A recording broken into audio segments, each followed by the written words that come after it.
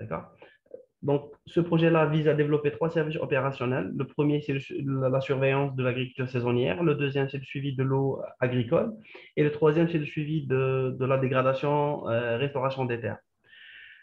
Au début, on a commencé depuis décembre de l'année passée. Au fur et à mesure qu'on a des développements, on présente ce qu'on a développé et on collecte les feedbacks des participants, qu'on remercie au passage. On remercie au passage notre bailleur, l'Union européenne et l'Union africaine, pour l'appui et la confiance qu'ils nous ont accordée. Je tiens aussi à féliciter, à remercier d'abord nos partenaires nationaux dans les pays parce que c'est eux en réalité qui ont pu mobiliser les utilisateurs finaux, notamment l'Agence spatiale algérienne, le Centre de cartographie nationale de télédétection en Tunisie, le Centre libyen de télédétection en Libye, l'Université de Nouakchott à travers le Centre universitaire de cartographie et télédétection, le Desert Research Center en Libye ainsi que nos partenaires du CRASTLF qui est chargé de la formation des formateurs et le CRTN qui est chargé de la diffusion la diffusion des informations. Donc, cette série, aujourd'hui, nous nous retrouvons pour un petit rappel de l'indicateur de l'objectif de développement durable 15.3.1. Comme vous le savez, c'est l'UNCCD qui présente régulièrement, bien qui développe régulièrement un certain nombre de best practices, de bonnes pratiques pour le reporting.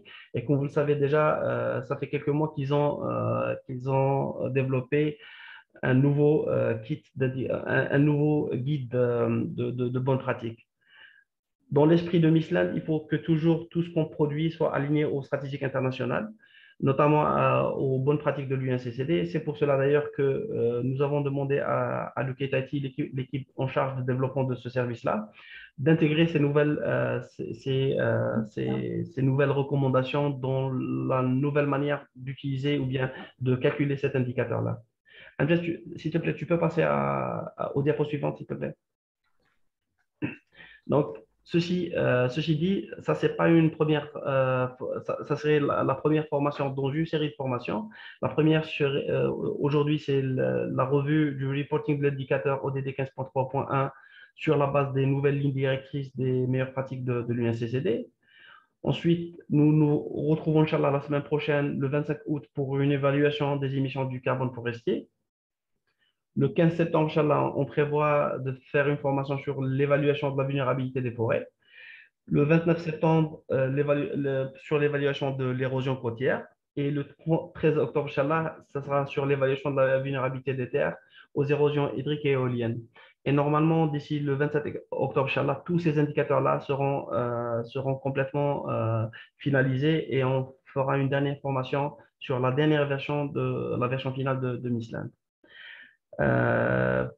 Pour y revenir, les principaux objectifs de cette formation, c'est l'examen et la mise à jour des rapports sur l'ODD 15.3.1 en fonction des nouvelles lignes directrices de l'UNCCD. Donc, comme vous le savez, nous souhaitons que tous les participants prennent conscience de ce qui a été de ces nouveautés-là.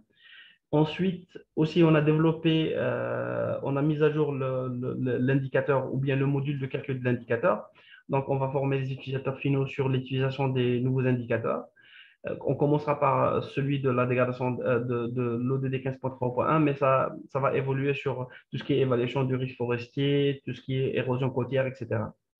Et l'idée aussi, il s'agit d'une série de formations interactives comme on a l'habitude de faire. Donc, le but, c'est de recueillir les commentaires des utilisateurs finaux sur le service lui-même, est-ce qu'il est interactif ou pas, et sur les méthodes de calcul aussi. S'ils ont d'autres idées, d'autres approches qu'on pourra intégrer, c'est avec plaisir qu'on va recueillir ces commentaires. Donc, le principe, c'est une approche interactive, c'est du dialogue qu'on pourra bâtir des modules, bien des fonctionnalités qui répondent au mieux aux besoins des utilisateurs. Merci. Donc, ce qu'on attend, c'est après ces séries de formations, Inch'Allah, ce qui est attendu de ces formations, c'est de vous présenter l'équipe des indicateurs, que ce soit les anciens, mais même les nouveaux qui sont en cours de développement. Sachant que ce type d'indicateur, il y a toujours l'OSS, les partenaires nationaux et régionaux qui ont pensé à développer ce kit-là, mais aussi quelques utilisateurs finaux qui nous ont vraiment aidés à mieux calibrer ça et à mieux prendre en compte les spécificités du contexte local. Le but aussi, c'est que les participants soient au courant de la mise à jour de cet indicateur et quelles sont les nouvelles lignes directrices. Ils seront formés sur la nouvelle interface de calcul de ces indicateurs-là parce qu'on a procédé à un changement de l'interface de Mistral qui est en cours de développement mais qui sera finalisé, j'espère, d'ici fin octobre, Inch'Allah. Et l'idée aussi, c'est que ces utilisateurs-là soient en mesure d'utiliser le module de calcul, de l'évaluer dans leur zone d'intérêt et de nous reporter leurs commentaires. Est-ce qu'il y a des anomalies qu'ils observent? Est-ce qu'il y a des choses qui, si les choses vont bien, c'est avec plaisir, nous serons très contents de recevoir le feedback. Si les choses ne vont pas bien, au contraire, nous serons encore plus ravis de collecter les feedbacks de nos utilisateurs. Prochaine slide. Donc, ce qu'on prévoit, c'est une petite cérémonie d'ouverture de l'atelier, donc de la part de l'OSS et de l'UKTIT. Comme vous le savez, il y a un certain nombre de participants qui ont déjà participé aux différentes sessions de formation, mais il y en a d'autres qui vont, disons, qui vont découvrir Mistral pour la première fois et qui vont découvrir peut-être les onglets ou bien les fonctionnalités pour la première fois. Par la suite, il y a notre collègue de l'UKTIT qui va développer, qui va vous présenter le kit des nouveaux indicateurs. Qu'est-ce qui a changé par rapport aux meilleures pratiques du reporting de l'indicateur. Ensuite, on va procéder à une présentation et une démonstration en direct. Ensuite, on va passer à des sessions d'échange interactifs. Mais ce que je vous suggère, ce que je vous propose, c'est que dès le début, il ne s'agit pas de formation universitaire, mais plutôt une formation interactive parce que c'est avec plaisir qu'on compte parmi nos participants un certain nombre d'experts, que ce soit forestiers, que ce soit environnementaux, que ce soit gestionnaires des ressources naturelles de façon générale. Donc, nous serons très ravis de recevoir leur feedback. Prochain, s'il te plaît. Donc, merci beaucoup. S'il vous plaît, juste pour, à la même image des anciennes formations, pour qu'on puisse élaborer les fiches les attestations de participation à cette formation, je vous prie de bien vouloir renseigner votre nom, prénom, institution et mail dans le chat. Ceci nous permettra de vous envoyer, juste après la formation, les différents supports de formation, ainsi que l'enregistrement pour ceux qui ont eu du mal à se connecter ou bien il y a eu des connexions, etc. Donc, ça nous permettra de vous contacter pour vous maintenir à jour. Merci beaucoup, merci à tout le monde. Donc, je Merci, passerai la parole. Mostafa. Oui, bien sûr. Si vous permettez, photo de groupe pour Oui, vous merci demander. beaucoup. Donc, si vous pouvez activer vos caméras pour qu'on fasse une photo de groupe.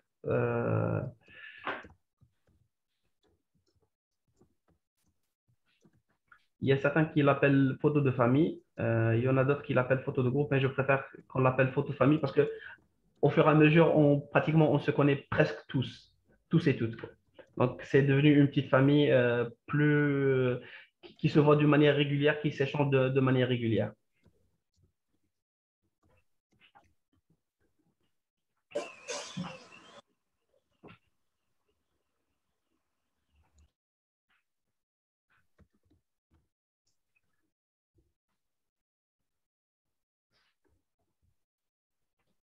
Merci beaucoup. Est-ce que vous avez des questions? Est-ce que vous avez des recommandations? Si vous avez des questions, des choses à demander, s'il vous plaît, juste activez votre micro et passez à la parole. Sinon, on passera à Dr. Derick.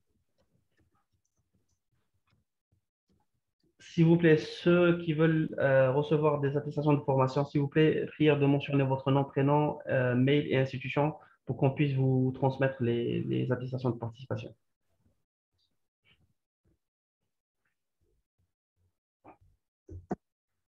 Docteur Touré, est-ce que vous êtes là? Oui, bonjour Moustapha, bonjour Bonjour, tout le Docteur Touré, monde. à vous la parole. Ok, merci beaucoup pour cette nouvelle formation. au niveau de OSS. Alors moi, c'est Dr Touré, pour peut-être ceux qui ne me connaissent pas, puisque comme Moustapha l'a dit, il y a de nouvelles personnes autour de la table. Est-ce que parler en français, c'est bon pour tout le monde ou c'est en anglais qui serait mieux? En fait, il y a le service de traduction, donc vous pouvez parler en français, Dr. Touré. Ah, Allez-y. ok, excellent, excellent, merci.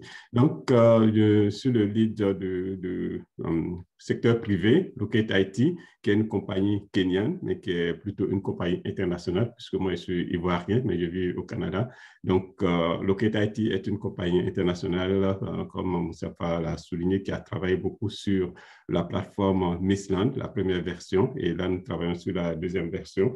Aujourd'hui, comme il a également indiqué, la formation va beaucoup se focuser sur la mise à jour de l'indicateur SDG 15.3.1 et aussi une présentation de la nouvelle version de la plateforme Missland. Donc, nous sommes ici, un groupe, mes collègues du Kenya, Madame Meta, notamment M. Derrick, qui va faire la présentation, et toute l'équipe qui est derrière ce groupe de Locate IT. Alors, sans trop tarder, on va leur passer la parole parce que dans nos introductions, il va effectivement avoir une présentation du plan de formation qui, comme je l'ai dit, va focuser sur l'indicateur SDG et les nouvelles directives de l'UNCCD et également la plateforme elle-même pour montrer un petit peu l'évolution que nous mettons en avant, mais également la façon dont cet indicateur est mis dans la plateforme pour faciliter justement l'utilisation de la plateforme par les utilisateurs finaux.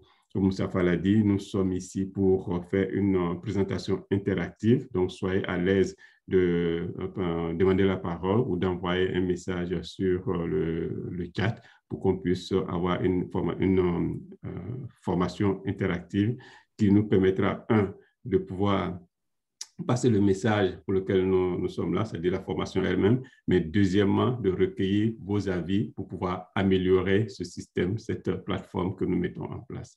Donc, je passerai la parole à mon collègue Derek pour qu'il passe la présentation. Derek, up to you.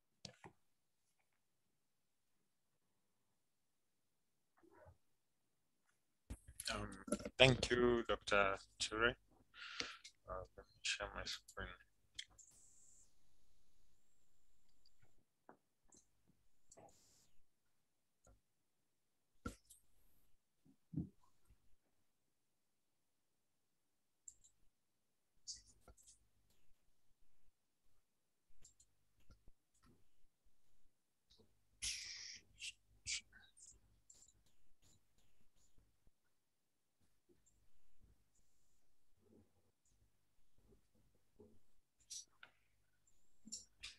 Derek, I think that you have a problem with your cam or with the internet.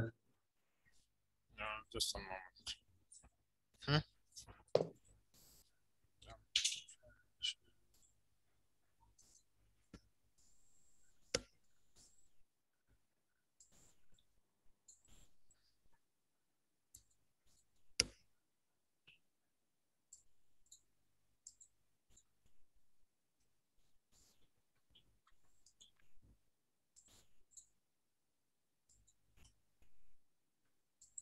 Entre-temps, je ne sais pas ce que... Ah, voilà, très bon. Sorry, I was having a Nice. technical glitch. Yes, so good morning, everyone.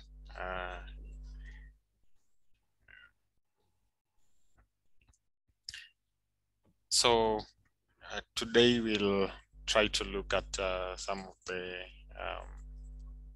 improvements that we are doing on Missland, which is one of the previously existing system. And as Mustafa has already introduced you to the system, Missland was developed under the GMES and Africa framework to be a land degradation monitoring service that offers information on various indicators for land degradation, particularly on the SDG indicator 15.3.1. So we are extending the service, and we are incorporating the new UNCCD guidelines, which we will also go through with you as our participants, so that you can provide the feedbacks with regards to the implementation of the same. And also we'll review the new change logs that are happening for Missland, and also to get what is in store for the future. So I will start from maybe this is information that has already been said. Of course, Missland is the monitoring integrated system for land degradation that has been developed with the collaboration of OSS and Locate IT under the GMES and Africa program. So Missland is supposed to be the digital decision support tool for making decisions on land degradation neutrality and land degradation issues. So the coverage is of 6 countries in the North Africa. So that is Egypt, Libya, Algeria, Tunisia, Morocco, and Mauritania. So we'll start right away from the SDG indicator and a brief overview. So the SDG 15 particularly, which is life on land, aims to protect, restore, and promote sustainable use of terrestrial ecosystem and sustainably manage forests, combat desertification, and halt and reverse biodiversity loss.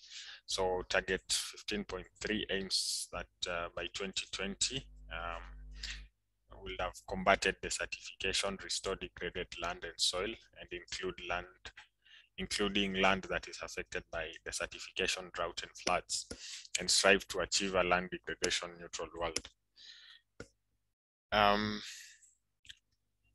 The UNCCD is the custodian for the SDG indicator 15.3.1, and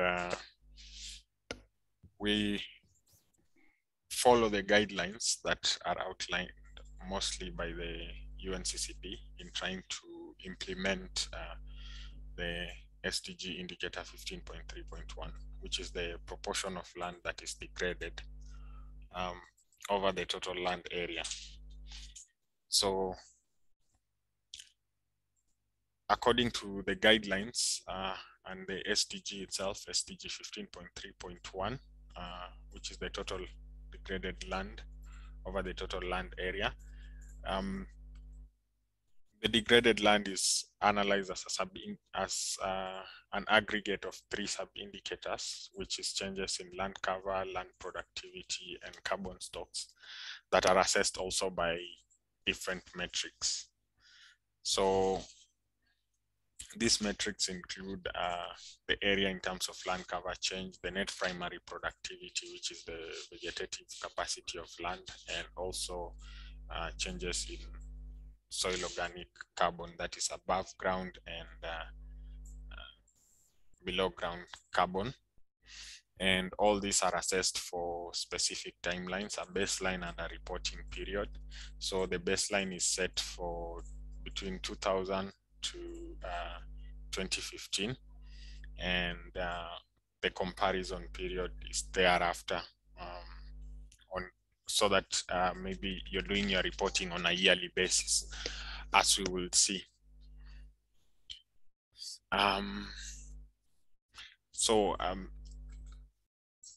Before maybe we get into what has changed in the version 2 of the good practice guidance, in the earlier implementation of the Missland platform, we had tried to follow the guidelines that was there laid down by the UNCCD. This is the 2017 version 1 guidelines, and that is what the current system is running on. And maybe we can go briefly through the system that is existent, and then we can see some of the changes that we are making. I think I might have skipped that part. So based on the first version of the UNCCD guidelines,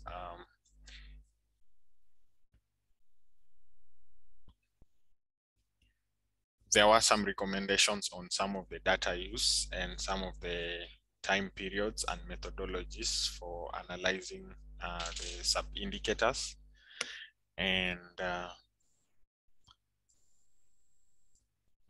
trying to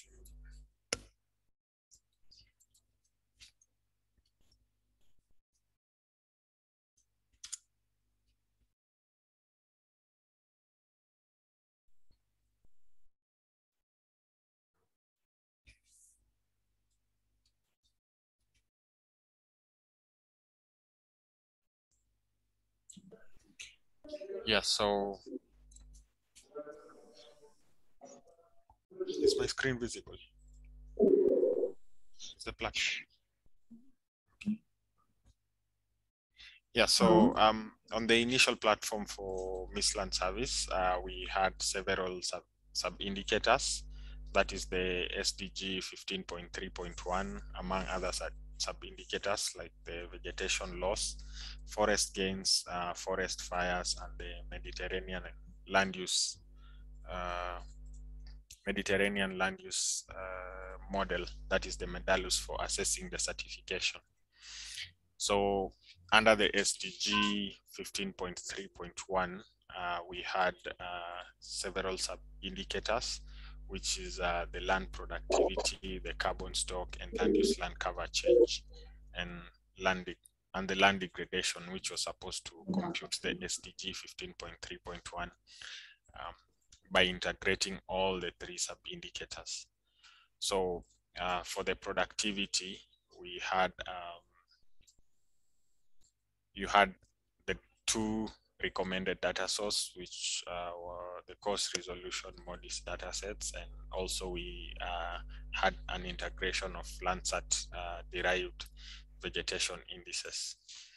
And with that, we could assess all the three sub-indicators, but we are going to see how that is going to maybe change based on the new guidelines. So this is the old platform that is in existence, and under the SDG sub-indicator, you can still go through the system itself. I think from the address that you can see, Missland OSS online .org, you can visit the site and try to make the computations. We also had the documentation on the same, which is linked to the homepage, and some introductory video. So all this information is existent on the old platform, and if you're interested in maybe finding out what was implemented, then you can go to the system and check or have a look.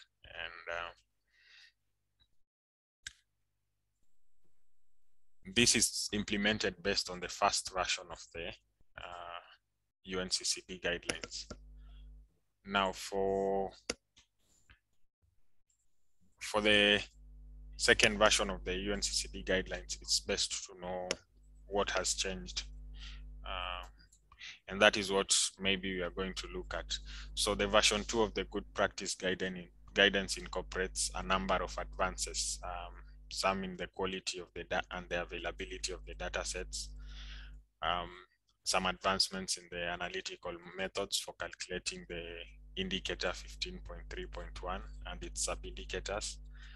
And then also going through the version 2 of the documentation, you get to understand the relationship between each indicator and the land degradation neutrality,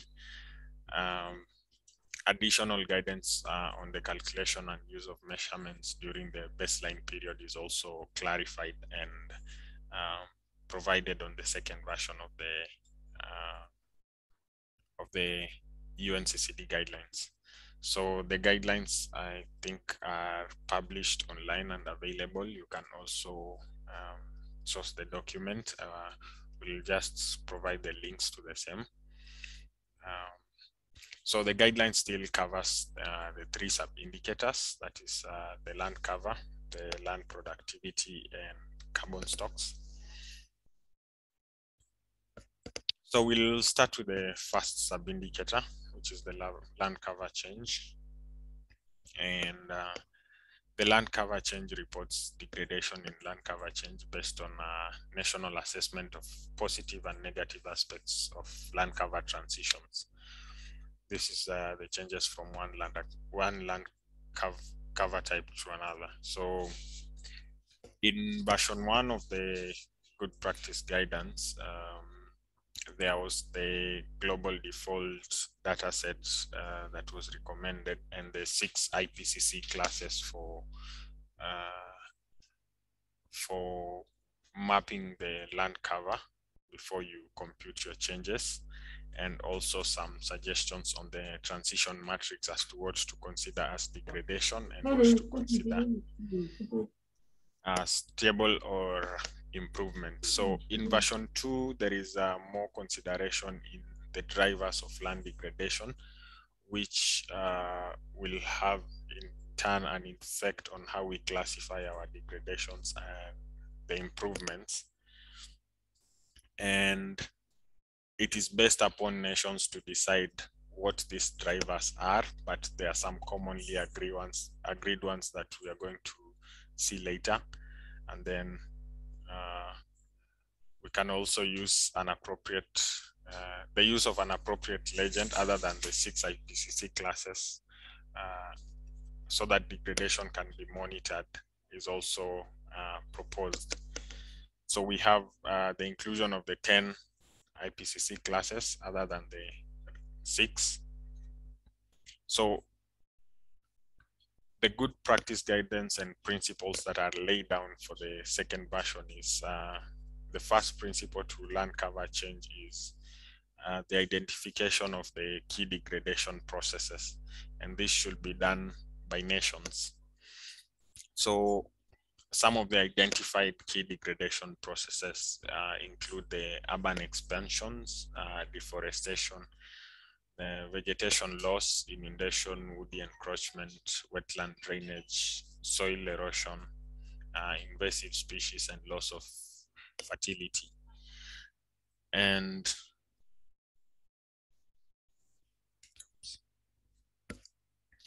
so for the second thing after identifying the key degradation processes is to select a land cover legend which will capture these kinds of transitions.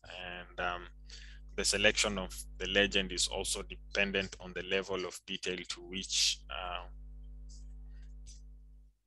which the particular reporting nation would like to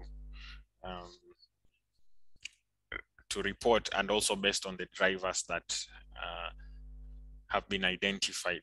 So because I would say in this case, Missland was supposed to cover the entire North Africa region, so we settled on the 6 IPCC classes, and this will be explained later on.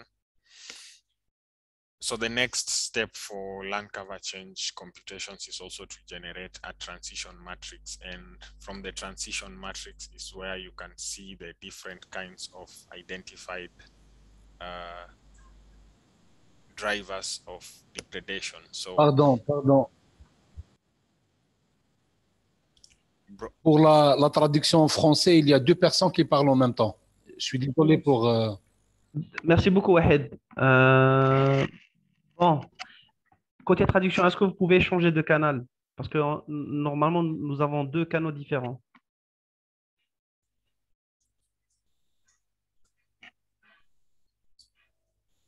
Je sais pas ce que le problème est réglé ou pas. Oui, normalement, c'est réglé. D'accord, merci beaucoup. Merci Wahid, hein. Je t'en prie. Go ahead, Derek. We had Okay. only some translation problems. Now it's solved. So the third step to the land cover mapping is to generate the transition matrix, and the transition matrix here is what will be used to classify land as either degraded or stable or improving. And also this can help to broadly classify the result according to the driver of either degradation or improvement. So the fourth principle here is to assess the available data set, and in that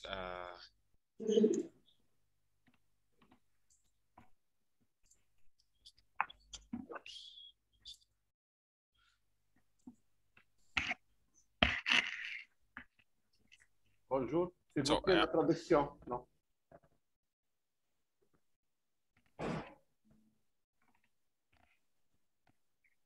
okay.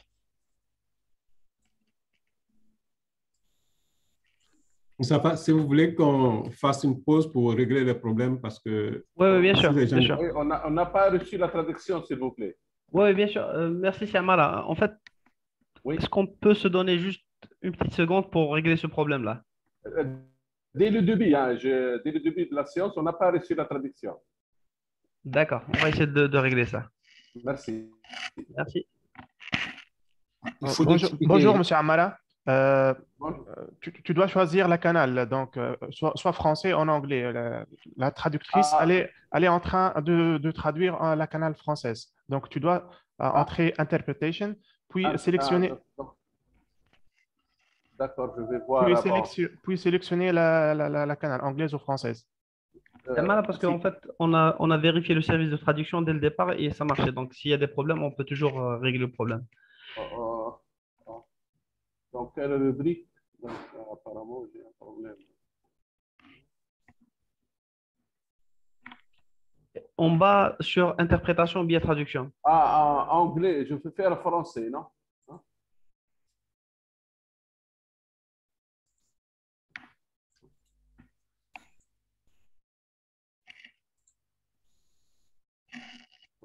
Voilà. Ça y est, Amar, En principe.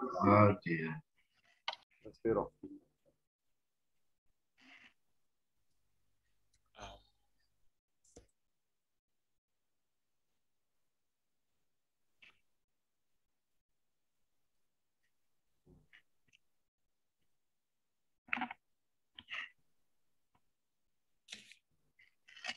Si on est prêt, on peut demander à Derek de continuer.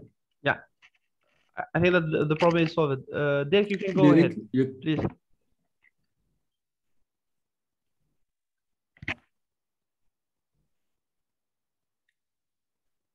Okay. Just if you can go to the full screen. On est sur la canal française et on vous entend très bien.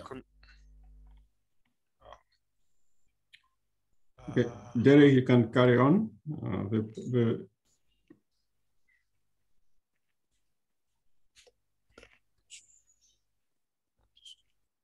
So maybe you are on mute. We cannot hear you, Derek. Just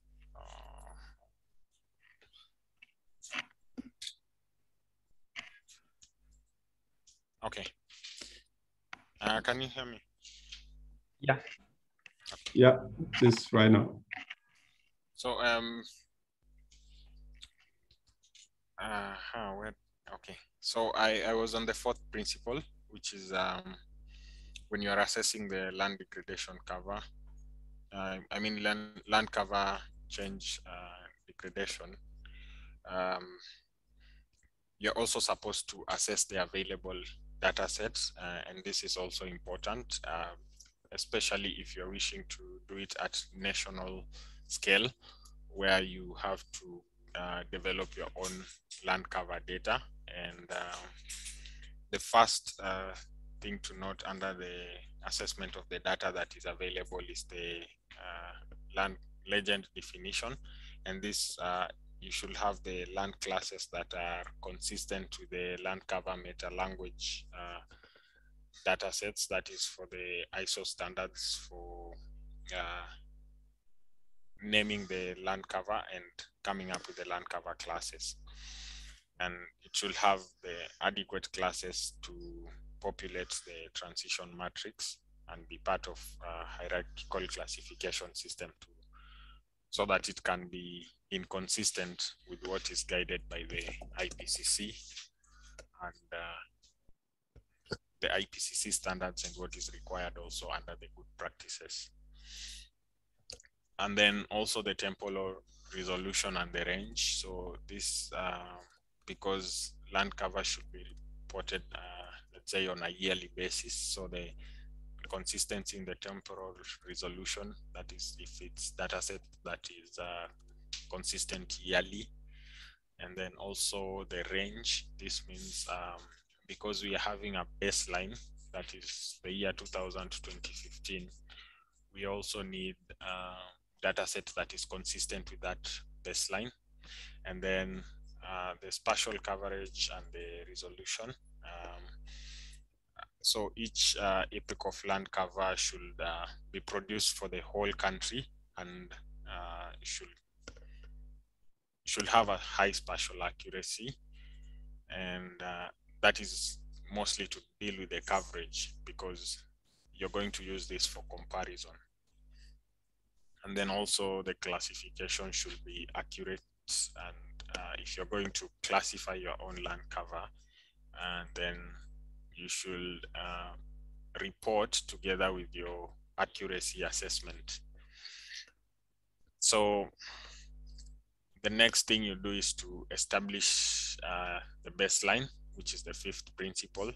So you're supposed to map the land cover change degradation for the baseline period, 2000 to 2015.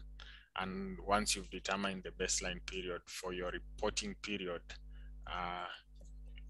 you can generate your reports and on land degradation for your reporting period. But then we are going to see how this is also done on MISLAN. The next slide.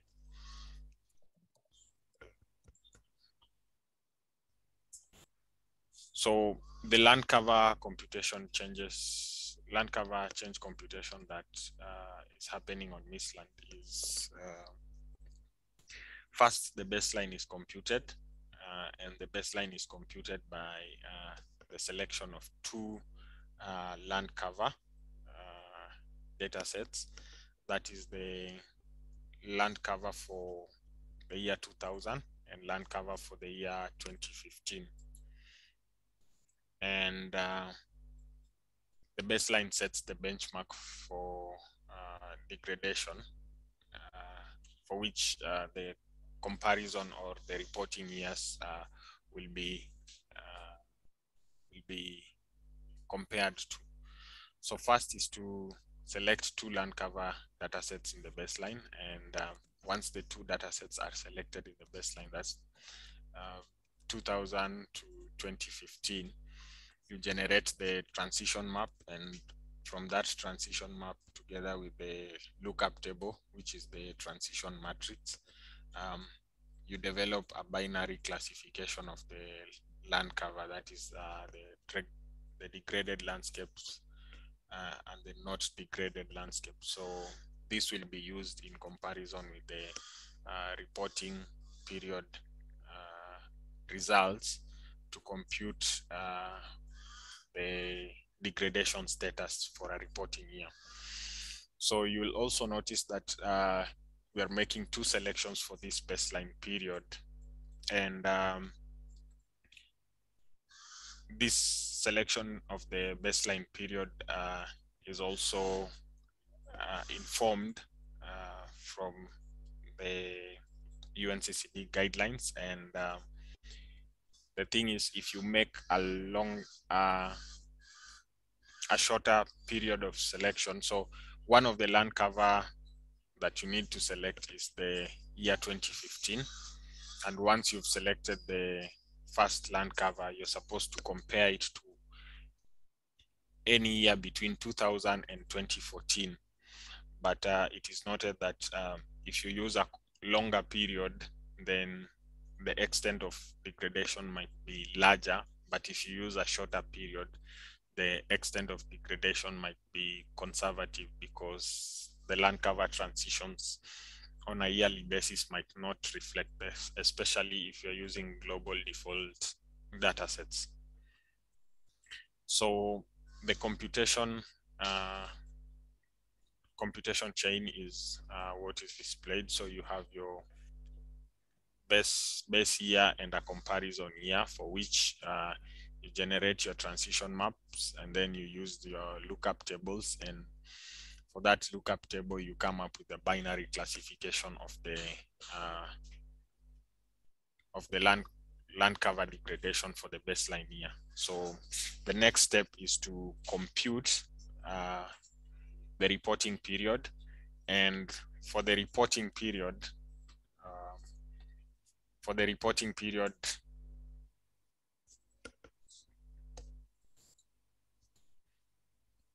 so for the reporting periods, the computation is done similar to the baseline period, but now the selection of the dates are restricted based on the availability of appropriate and consistent data sets suitable for comparison with the baseline year. So in particular, one of the data sets that is recommended because is consistent with the CCI land cover data that goes back to, I think, 1993, is the CGLS, the global land cover, that is produced by Copernicus, and that runs from 2015 to 2019. So this is at 100-meter resolution, but this can be used in comparison to the baseline, but also a caution is given that once you compute, you can estimate the consistency. The consistency can be estimated using overlapping years. That is to say, if you have similar data sets for 2015, 2016, and 2017, 2018, 2019, you can compute for all those years and determine the consistency. And these consistencies can be used for or can be included in your reporting. So the second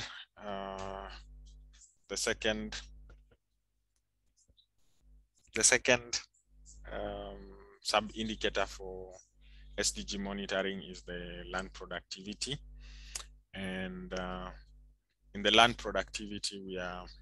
Derek, do you have one minute, please? Yes. Yeah, thank you. So the thing is that regarding Missland, what we use is that we use yearly basis land cover data sets. The long-term archive is provided by ESA, the European Space Agency, in the framework of Climate Change Initiative, the ESA CCI. So they are available from 1992 to 2018, more or less. And then if we compare, we have also some new land cover data sets which are produced by Copernicus with the support of Vito in Belgium, and they are at 100 meters spatial resolution, and they are only from 2015 to 2019. So the thing is that we try to resample the land cover at 100 meter to get let's say relevant results when we compare with the 300 meters. So this is the impact. Things being said, we are not forced to use these data sets. So if you have your own data sets, you can use Missland to run the land cover change using your own data set. It means if you have, for example, in any area, not at national level or regional level, but in any area when you have land cover data sets covering 2 dates, Missland can be used to generate the land cover changes and then go to the reporting. For example, in some places, they have very high resolution data sets covering very narrow regions. So they can use these data sets to run Mistland. So Mistland is very open, is very interoperable with all the data sets, and is very flexible in terms of calculations. Do you have any questions so far? Est-ce que vous avez des questions?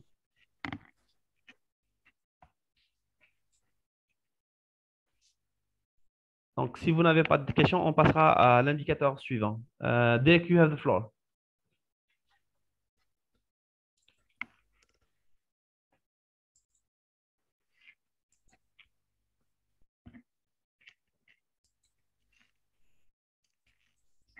Derek, it's up to you. Okay.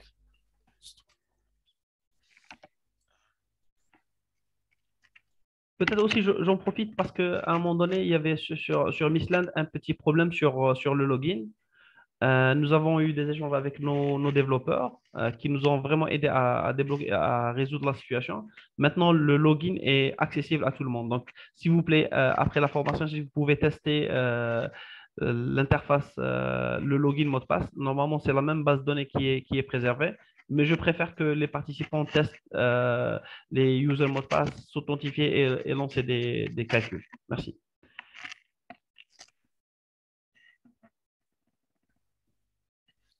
So if I may just go back to what Mustafa was saying, on the platform itself, you have the land cover datasets, the default SRCCI land cover.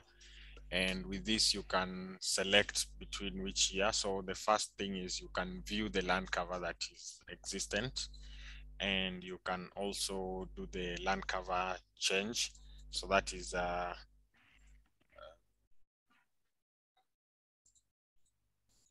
compute land cover change, and you can select any of the years for which you wish to compute your land cover change. So if I compute the land cover change between 2015 and 2019,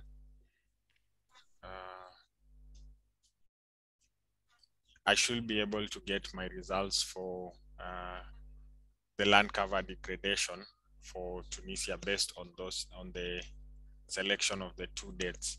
So all that process that I was explaining is what is implemented, but this will provide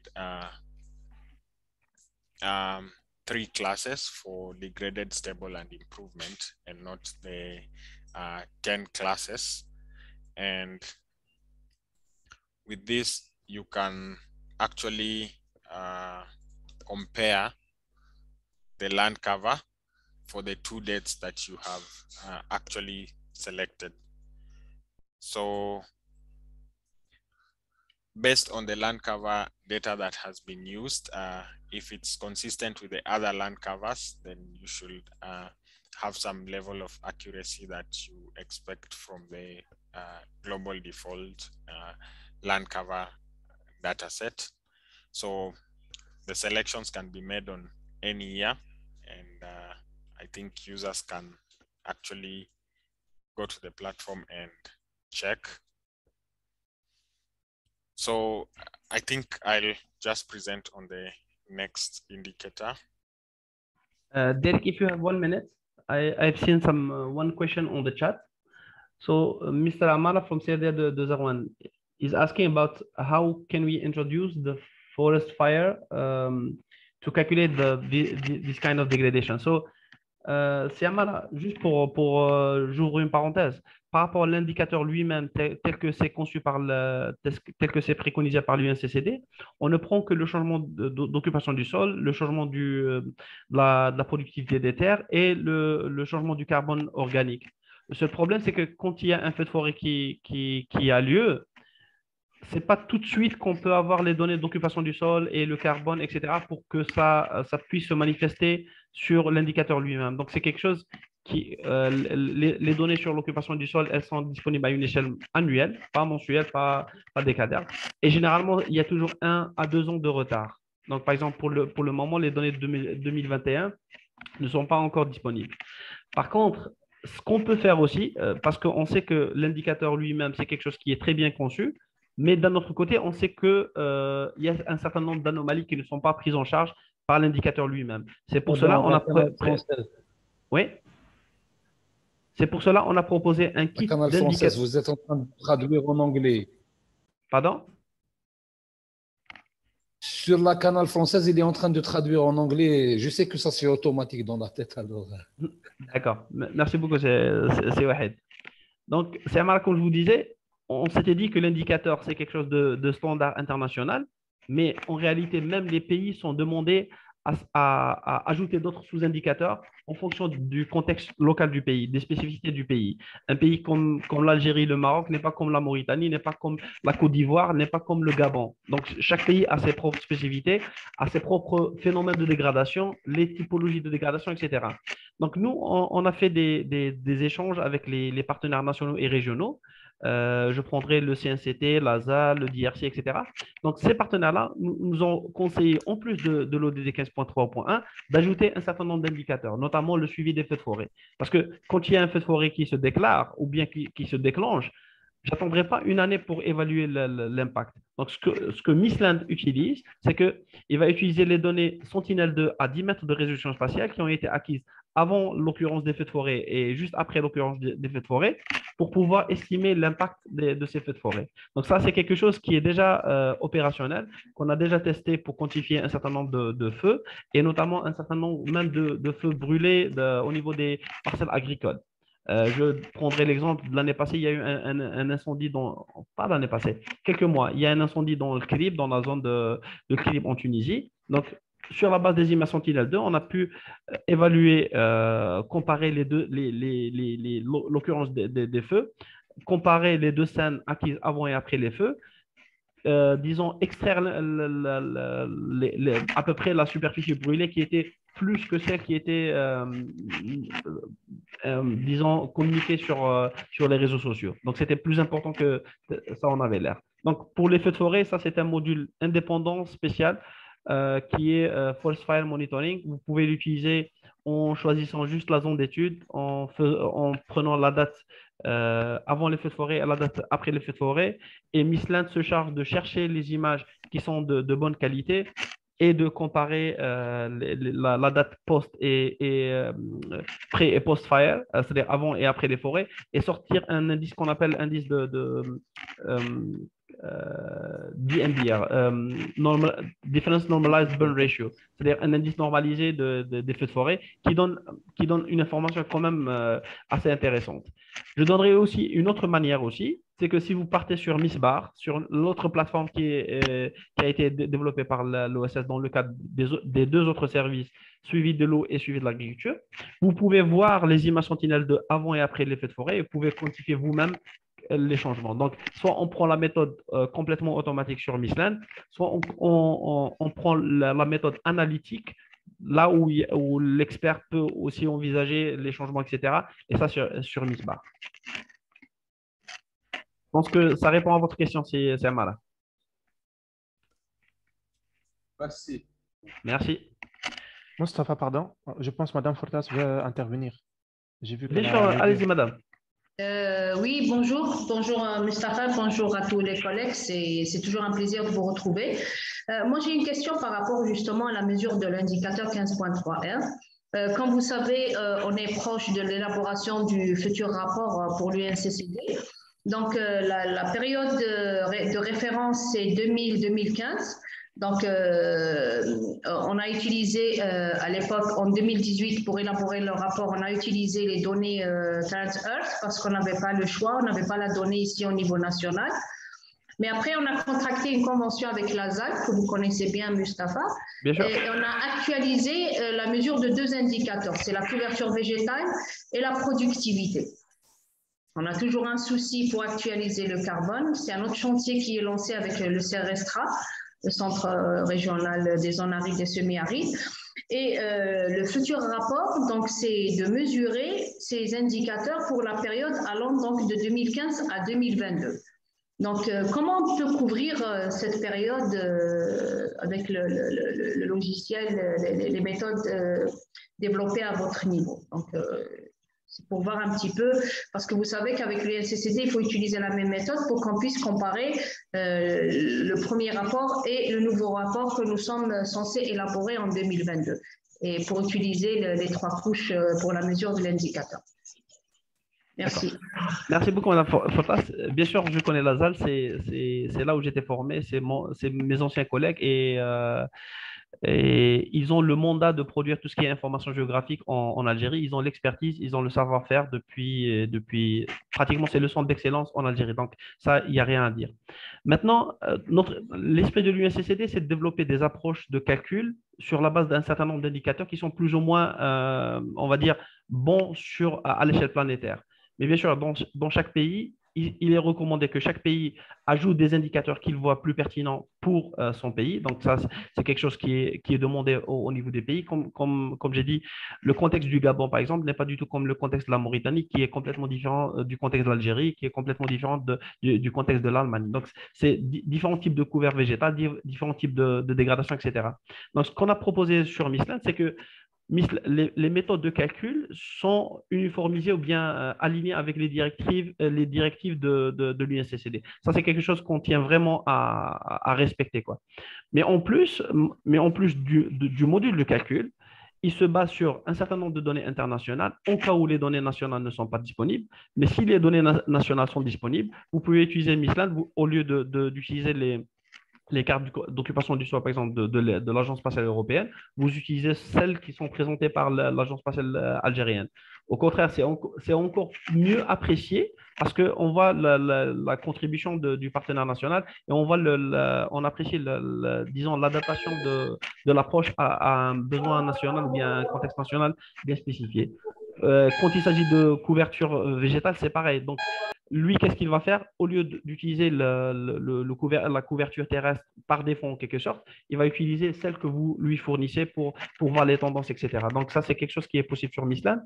Mais moi, ce que je vous propose, c'est de partir vers le plugin, parce que le plugin, il permet d'avoir plus de fonctionnalités. Ce qu'on avait en esprit au début, c'est qu'on développe un web service, un service web qui est dédié à monsieur Lambda, qui peut utiliser facilement un certain nombre d'indicateurs, mais aussi de développer la même boîte à outils, mais sous forme de plugin QGIS qui est libre, qui a accès ouvert, qui incorpore toutes les fonctionnalités du calcul de Missland et où est-ce que vous avez plus de choix sur les paramètres. Là, vous pouvez uploader vos propres données, vous pouvez faire les calculs sur vos propres données et lui, quand même, il pourra combiner les sous-indicateurs pour sortir le reporting de telle sorte qu'il soit aligné aux guidelines de l'UNCCD. Donc, ça, c'est quelque chose que je pense qui est très possible. Mais si vous avez des problèmes pour le mettre en place, ça serait avec plaisir, on pourra vous appuyer. OK, merci. Merci. Merci beaucoup, Madame Fotas. Merci. Donc, est-ce qu'il y a d'autres questions?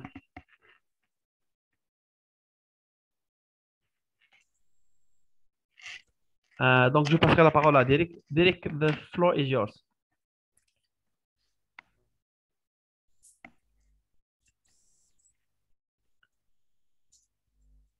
Ça va, il y a quelques questions sur le chat. Ah, pardon, je ne l'avais pas vu.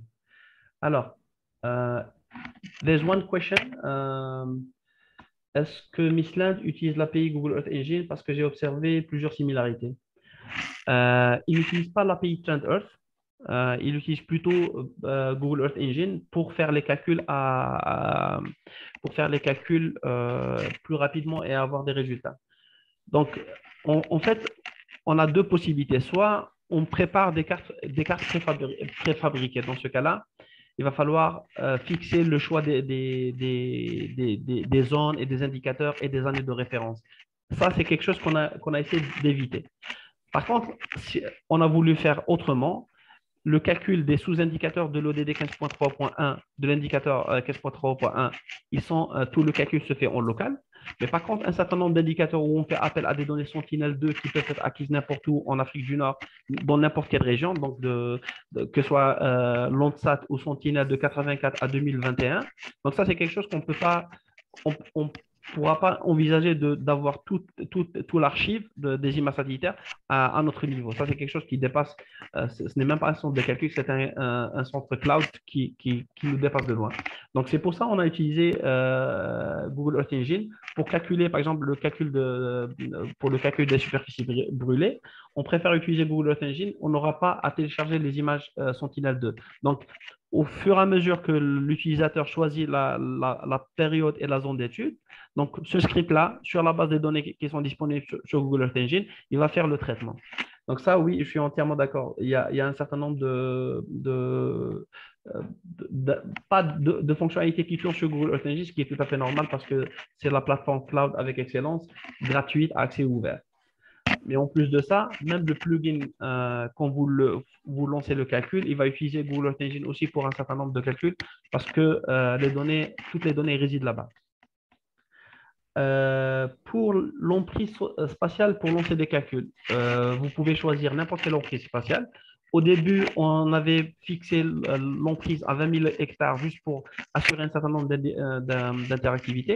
Je tiens à illustrer, à bien clarifier le point suivant, c'est que au début, on voulait éviter qu'on prépare un certain nombre de cartes pour que l'utilisateur soit là juste pour les utiliser et pour les… Non, on a proposé un service, un géoservice opérationnel, mais en mode interactif. Ça veut dire que,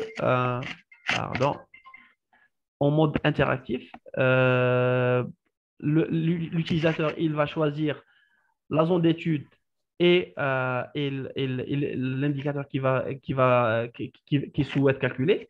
Et le service calcule réellement ça en fonction des paramètres en quelque sorte entrés par l'utilisateur. Donc, ce type de géoservice, il va falloir obligatoirement faire un certain nombre de restrictions.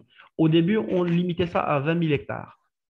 Mais par la suite, on s'est rendu compte que non, il y a certaines personnes qui veulent, certains participants ou bien certains utilisateurs qui veulent lancer sur de grandes étendues. Donc, pour Monsieur Lambda, il va utiliser on a enlevé cette contrainte. Même s'il n'est pas connecté, il pourra utiliser de grandes étendues. Mais le seul problème, c'est que le temps de retour risque d'être un petit peu plus grand. Par contre, quand vous êtes en mode authentifié, donc quand vous vous connectez à travers la plateforme, vous lancez une requête, ça peut être un pays, ça peut être une région, ça peut être un couvert forestier, ça peut être même la zone Afrique du Nord. Donc, le Mistral, il va faire les calculs, il va enregistrer votre requête, il va lancer le calcul sur le serveur s'il se fait en local ou bien sur Google Earth Engine s'il se fait sur des données qui résident dans le cloud. Et aussitôt que le calcul finit, en quelque sorte achevé, il va vous envoyer un mail pour dire la requête est terminée, vous pouvez télécharger vos données. Donc, pratiquement, il n'y a pas une contrainte en quelque sorte par rapport à ça. Juste une seconde. Pour ceux qui veulent utiliser Mistland, c'est très simple. Vous pouvez utiliser, je vais le mettre au chat pour tout le monde. Donc, c'est mistland.ossonline.org. Donc, c'est ça le lien d'accès. Donc, vous pouvez utiliser le Mistland sur ça. Et au contraire, si vous avez des avis pour des recommandations pour améliorer le service, ou bien si vous rencontrez des problèmes, c'est avec plaisir. Nous serons très ravis de les recevoir de votre tour. Donc, le taux de dégradation… Oui, la question de Siermara, il dit qu'à mon avis, le taux de dégradation va augmenter ces dernières années, surtout dans les zones affectées par ces incendies et reçu des inondations qui vont affecter la sédimentation au niveau des barrages. Siermara, je suis entièrement d'accord. La dégradation, malgré qu'on souhaite mentionner disons, présenter un état plus positif, mais la dégradation, elle dépasse de loin. La preuve, c'est que ces années-là, en Afrique du Nord, les inondations et les feux de forêt, plus l'érosion, plus ça, c'est quelque chose qui est devenu plus récurrent que les années d'avant. Je suis entièrement d'accord avec vous. La question d'emprise spatiale nous interpelle dans la mesure où lorsqu'on veut lancer des calculs sur Mistland, voilà. Juste, je reviens sur ce point-là. à un moment donné, il y avait des contraintes sur l'emprise de calcul. Mistland imposait à ce que vous soyez connecté pour lancer de grandes étendues, ce qui est tout à fait normal parce que c'est un géoservice, c'est un service web. On a misé sur l'interactivité. On a essayé même de toutes les données sur les cartes d'occupation du sol et les données relatives sur les sols, etc., sont déjà sur le service pour accélérer le temps de réponse. Par contre, oui. Donc, par contre, maintenant, au stade actuel, nous avons migré le service à l'OSS. Donc, le Mistland est complètement hébergé à notre niveau. Donc, on a enlevé la dernière fois, ça fait juste, je pense, 2 semaines ou 3 semaines, on a désactivé l'option de filtrage ou bien de réservation, de limitation de l'espace. Par contre, ce que je vous conseille, ce que je vous propose, c'est de lancer des traitements sur Mistland pour voir combien de temps ça prendra en grandeur réelle. Donc, pour le moment, Mistland accepte les traitements à l'échelle d'un pays et à l'échelle des régions et même à l'échelle d'Afrique du Nord. Côté temps, ça peut changer d'un indicateur à un autre. Par exemple, pour les indicateurs d'occupation du sol, c'est plus rapide. Par contre, pour les indicateurs, par exemple, si on lance l'évaluation des feux de forêt, par exemple, ou bien les superficies touchées par les feux de forêt sur la totalité de l'Afrique du Nord, ça va prendre du temps parce que le nombre de données derrière qu'il va falloir calculer et traiter, etc., ça devient plus grand et la résolution spatiale, elle est à 10 mètres, avec de 10 mètres. Donc, c'est quelque chose qui est direct. Est-ce qu'il y a des documents à télécharger pour bien suivre la réunion? Bon, merci beaucoup, notre participant de la direction des services agricoles HLEF. En fait, nous, ce qu'on a pensé à faire, c'est d'étendre ce type de réunion régulière. Au fur et à mesure que Mistland est développé et il y a de nouvelles fonctionnalités, on préfère les partager avec les utilisateurs. Par contre, je comprends parfaitement qu'il y a un certain nombre d'utilisateurs n'a pas suivi les anciennes formations. Donc, pour y remédier, ce qu'on propose, c'est que après la formation, Inch'Allah, on va vous envoyer tous les documents techniques nécessaires, le lien vers toutes les sessions de formation antérieures, que ce soit en vidéo ou bien qu'on soit en support technique. Si vous avez d'autres questions par la suite, ça sera avec plaisir qu'on va y répondre, Inch'Allah. Je pense que j'ai répondu à toutes les questions. Si vous avez d'autres questions, allez-y. Sinon, on passera la parole à Derek. Derek, the floor is yours. You can continue. Okay, thank you, Mustafa, for responding to those questions. Now, the next sub-indicator that we compute under the SDG 15.3.1 is the land productivity, which is based on the net primary productivity. So the land productivity is the biological capacity of land, and this is mostly pegged on the plant and biomass growth. So the net primary productivity in remote sensing, we equate it to the vegetation indices, and that is mostly what we use as the data sets for land productivity. So the extent of land where plant productivity is improving, stable, or degraded is assessed from 3 measures of changes of the vegetation. That is the state, the trajectory, and the performance. So for the state, that looks at the current status of the land with regards to the historical period, and the trajectory looks at the long-term changes. That is the trend of the productivity over the long term, and also we have the performance. So for the performance, you're looking at the ecological zones. So this is the land productivity compared with other areas with similar land productivity potential. So they're experiencing similar soil conditions, climatic conditions, and we'll see how each of this is computed. So an aggregation of the three sub-indicators under the land productivity sub-indicator will yield the land productivity.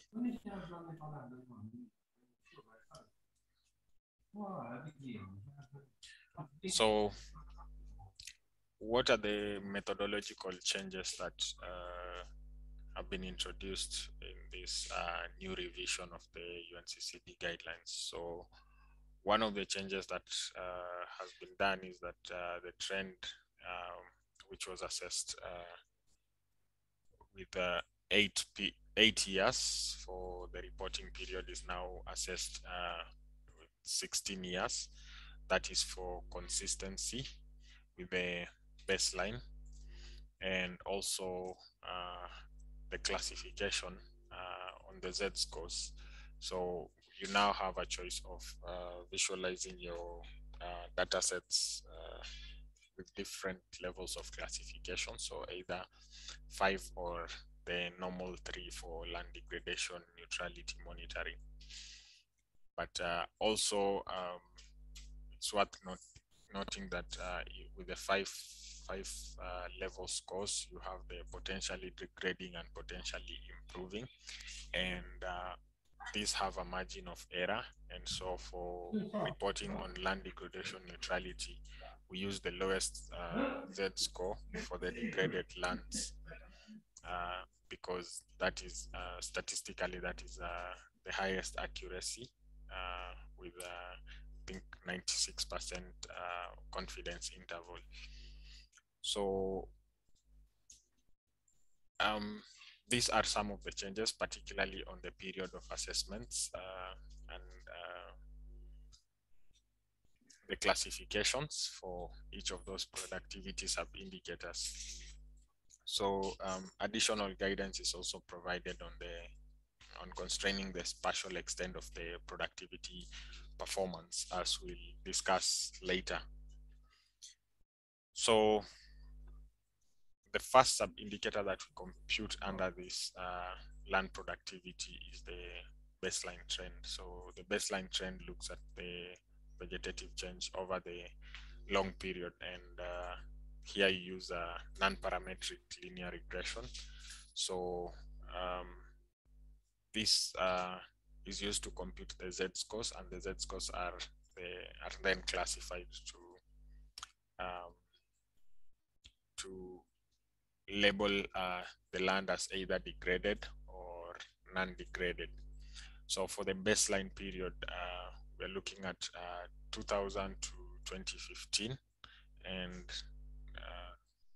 so the NDVI datasets at the pixel levels are collected from the year 2000 to 2015, and the linear regression is performed, and for each pixel, the Z score is determined. And to maintain consistency with the trend assessment in the baseline, a similar approach is used for the reporting period. So the reporting period is also 16 years, ending the full year of data being reported. That is, for example, for reporting for 2021, we will use the NDVI datasets or M-Survey or the vegetation index that we use to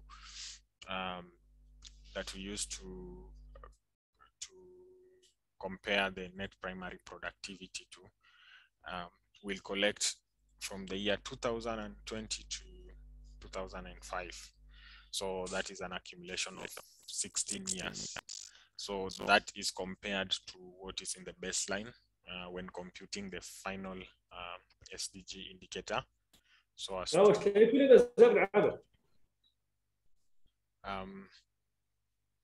to label the land as either degraded or not degraded. So for the baseline computations, we have a binary classification for which we'll have only 2 classes, and also for when computing for the reporting period, you also have 2 classes, and that is what is used to label land as either degraded or non-degraded.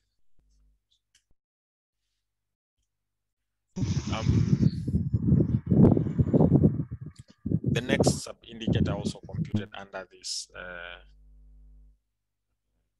sub-indicator is the state, and the state is looking at the recent conditions of vegetation as compared to a historical period. And for computing the state, this is an example of how you compute state for the baseline period.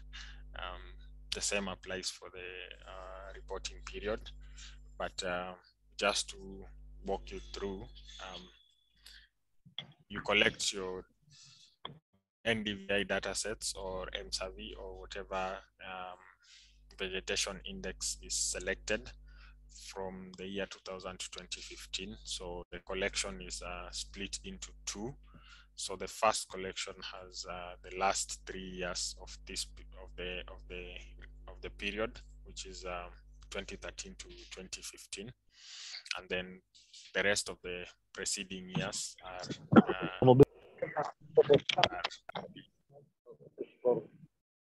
the rest of the preceding years are grouped separately.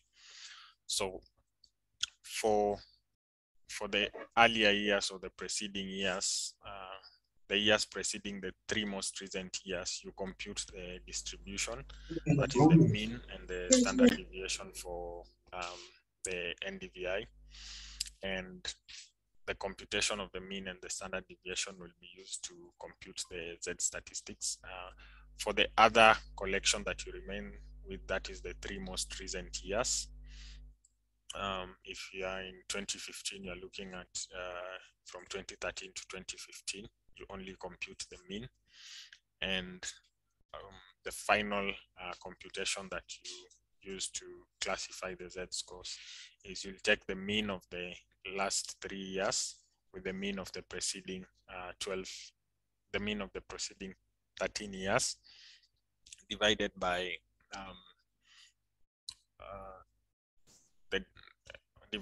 the standard deviation of the preceding 12 years divided by the square root. It's a bit from the equation that you can see, and this will be used to compute the state of degradation. So this is for the baseline period, and if we were to maintain this for the reporting period, the same thing will apply. If we have a reporting period of the year 2021, we will collect NDVI datasets from the year 2020 going back to 2005 and perform the similar computation. So the final classification before computing the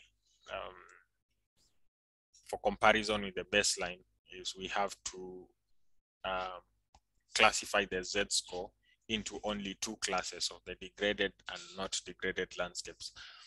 And this is considering the lowest threshold of, I think, negative 1.96 as the degraded, and the rest remains non-degraded. So that is used to compare to the baseline and also to compute the final SDG indicator.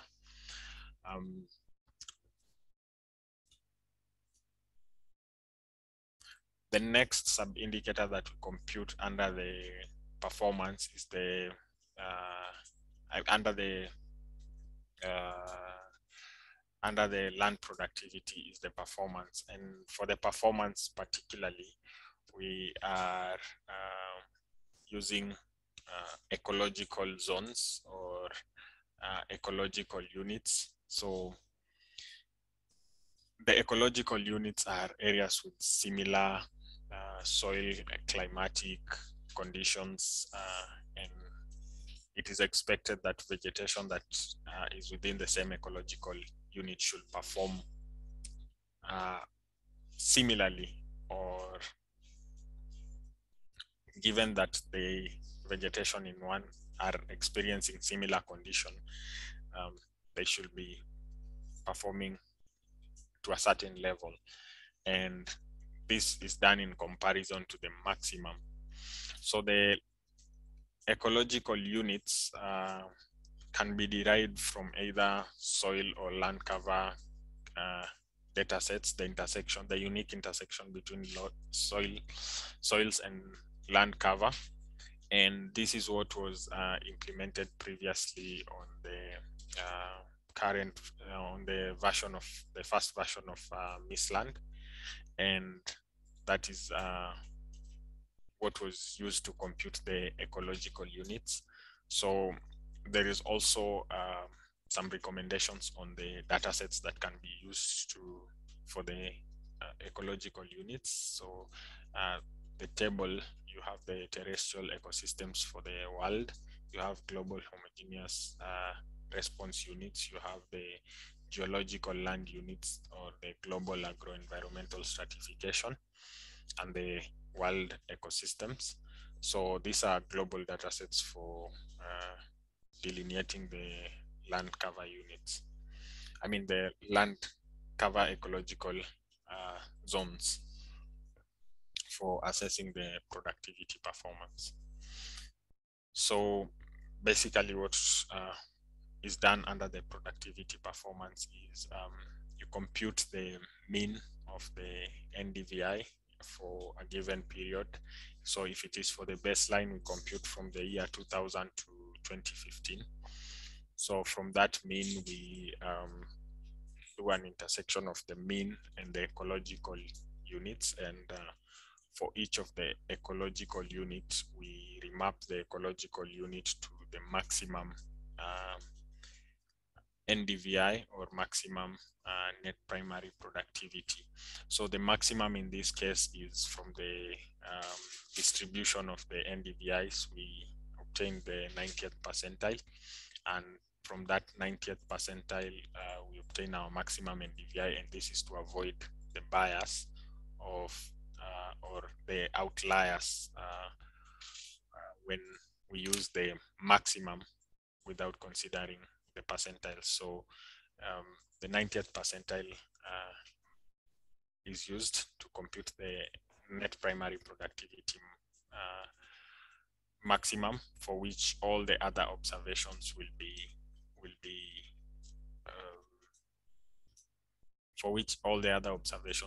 outlined or will be compared to. So the ratio between the observed NDVI from the means and the ratio and the maximum for a unique ecological unit is used to determine the performance of that particular pixel in that ecological unit. So if an area if the ratio is less than half of that from the diagram on the right, you can see the 90th percentile of the net primary productivity is 0.64, and half of that is 0.32. So anything that is below the 0.32 is considered as degraded, and what is above is considered as not degraded. So the aggregation of all these three is done also using a matrix, that is the state, the performance, and the trend. And it uses also the one out principle, like if one of the three is degraded, then consequently the land productivity is degraded. I think more of that matrix will be the selected matrix. So there is a selected matrix that is offered by the UNCCDs, but it's also subject to change depending on what the nation defines. Perhaps long-term, if the long-term degradation in trend with improvements in all the other two indicators is not considered as degradation, that can be changed. but there is a default matrix that is offered by the UNCCD that is being utilized by MISLAND to actually perform the aggregation of the 3 sub-indicators.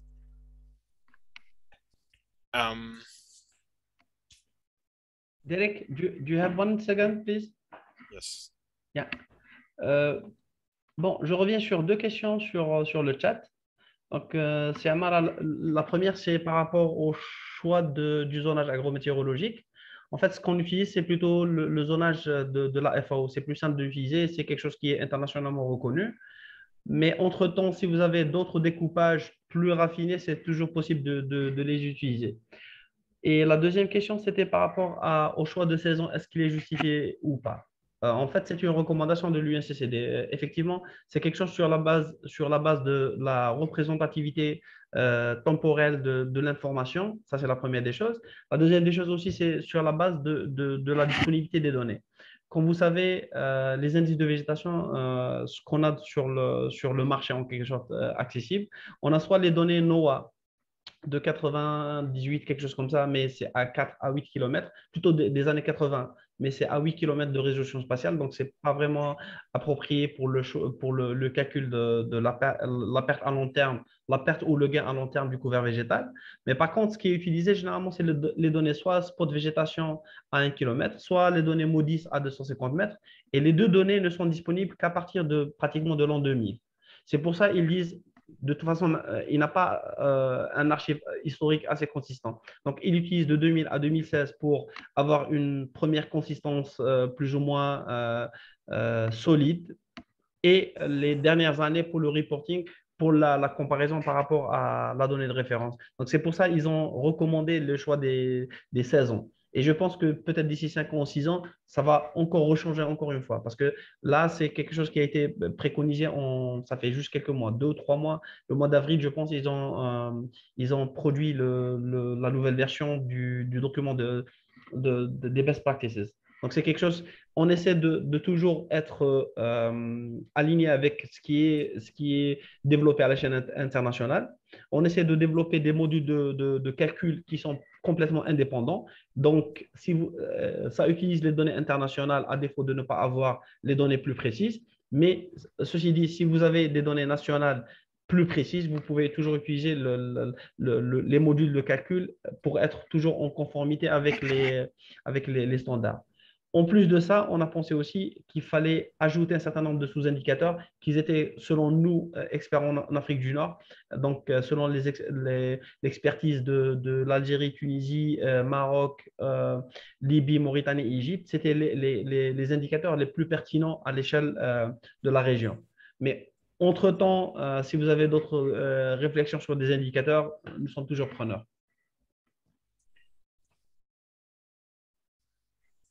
Est-ce que vous avez d'autres questions?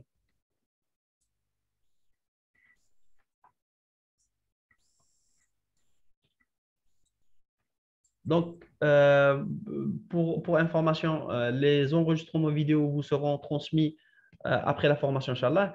Il y a juste un seul hic, c'est qu'il faut nous fournir pour ceux qui ne l'ont pas déjà fait, nom, prénom, mail et institution pour qu'on puisse vous transmettre les supports de formation, les enregistrements vidéo, etc.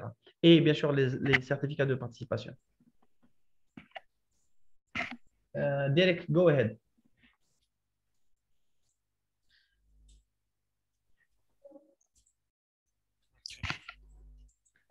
Donc, notre collègue et ami Derek Ongeri, il a essayé de vous présenter de manière vraiment synthétique et synoptique les nouvelles guidance, qu'est-ce qu'il y a de nouveau par rapport à ce qui est ancien. Mais ceci dit, vous n'avez pas à maîtriser tous les approches scientifiques et techniques parce que, en fait, l'outil, il utilise ces approches-là pour calculer ça. Donc, pour un utilisateur, il n'a qu'à cliquer sur la zone d'intérêt, sur les années de référence, etc. Et le MISLAND lui sort les résultats.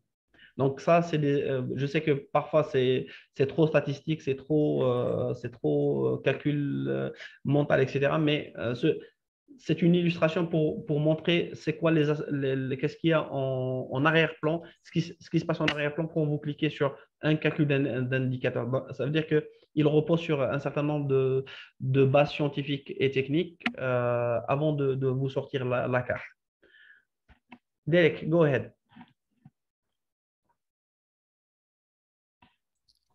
Okay, thank you, Mustafa. So a bit on the transition matrix. So for all the three sub-indicators that are computed for both the trend, the state, and the performance, this is the default transition matrix that is provided as a recommendation by the UNCCD guidelines on the second version. So this is one of the examples that are provided, and this is also subject to change depending on the national preferences for the reporting.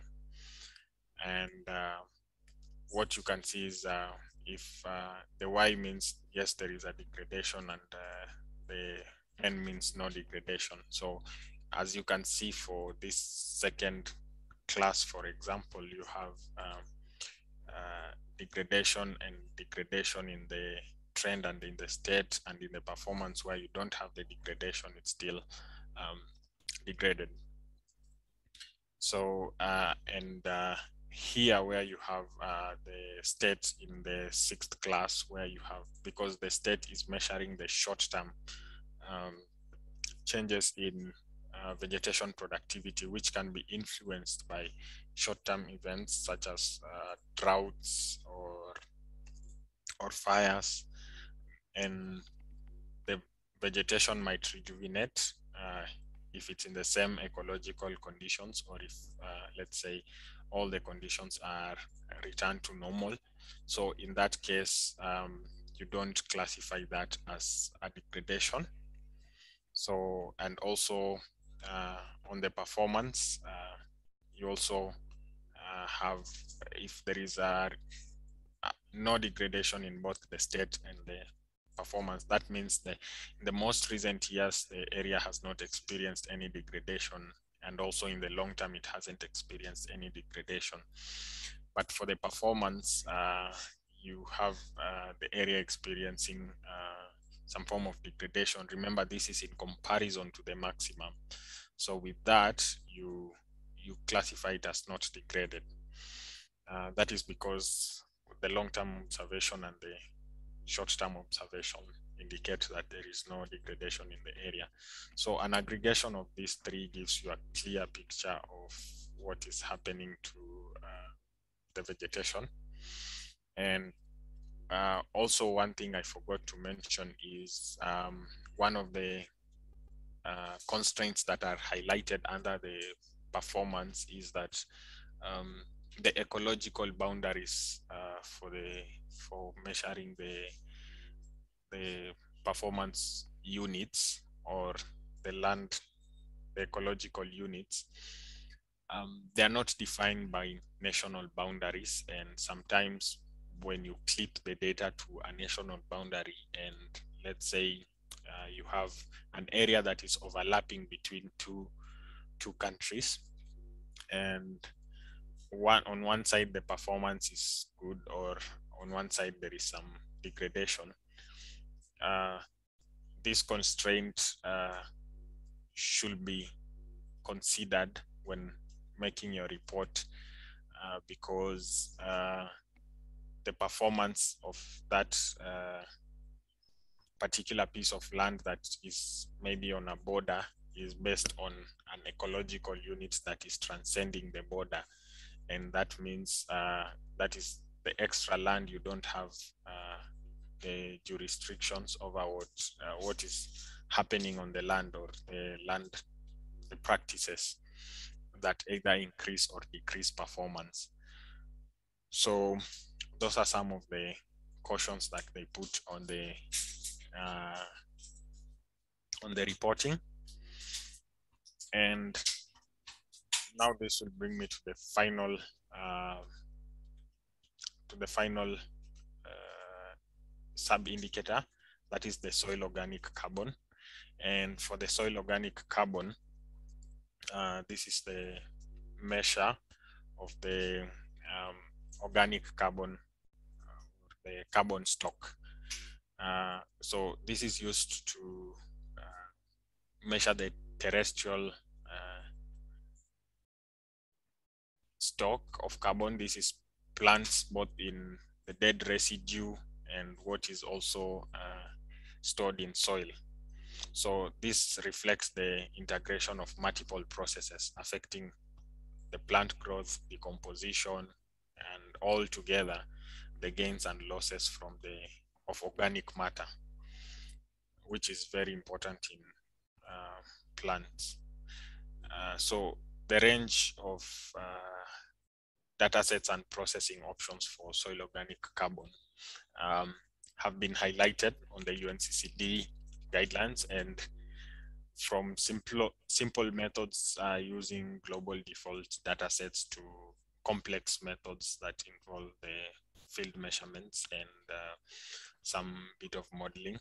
So the tier 1, which is the simple methods, this one, they are broad and they give the first or initial estimates with default values of carbons, carbon coefficients, and of the change values, and also for tier 2, where you have country-specific data to use for different vegetation types, for different soil types. So to estimate the carbon, and method 3, which uses complex method that involves ground measurements and modeling. So what is applied on Misland specifically is the tier 1, which uses the global default data sets. And it is recommended that where the country-specific data sets are available, the tier 1 method of estimating is informed by the statistics that are collected by the country based on their carbon emissions. So most of this information on the carbon emission is derived from the IPCC guidelines for 2006 for national greenhouse interventions, and the 2013 wetland supplements, and the 2019 refinement of the same. So the calculation of carbon stocks is mostly of interest to the forests, but also different land cover transitions have different carbon stocks, and this is also analyzed to get the net effect on land degradation. So on Misland particularly, the initial soil organic carbon is derived from the global data set, which is the ISRIC soil data hub. That is the organic matter content in grams per hectares, and then the land cover is used to compute land cover change. So based on the change, you have the conversion coefficients, and then the conversion coefficients are used to label the degradations or improvements or stabilities. So that is how the carbon stock is assessed on the platform using the default data sets. This is also because some of these soil surveys are very expensive and there is no consistent data. So mostly on the soil organic carbon, it is recommended that the tier 2 method, where nations are able to do their own assessments on reporting the carbon stocks. So the soil organic carbon is the final indicator that is computed. And now that you have all the three sub-indicators, that is from the land productivity to the land cover change and soil organic carbon, it brings us back to this initial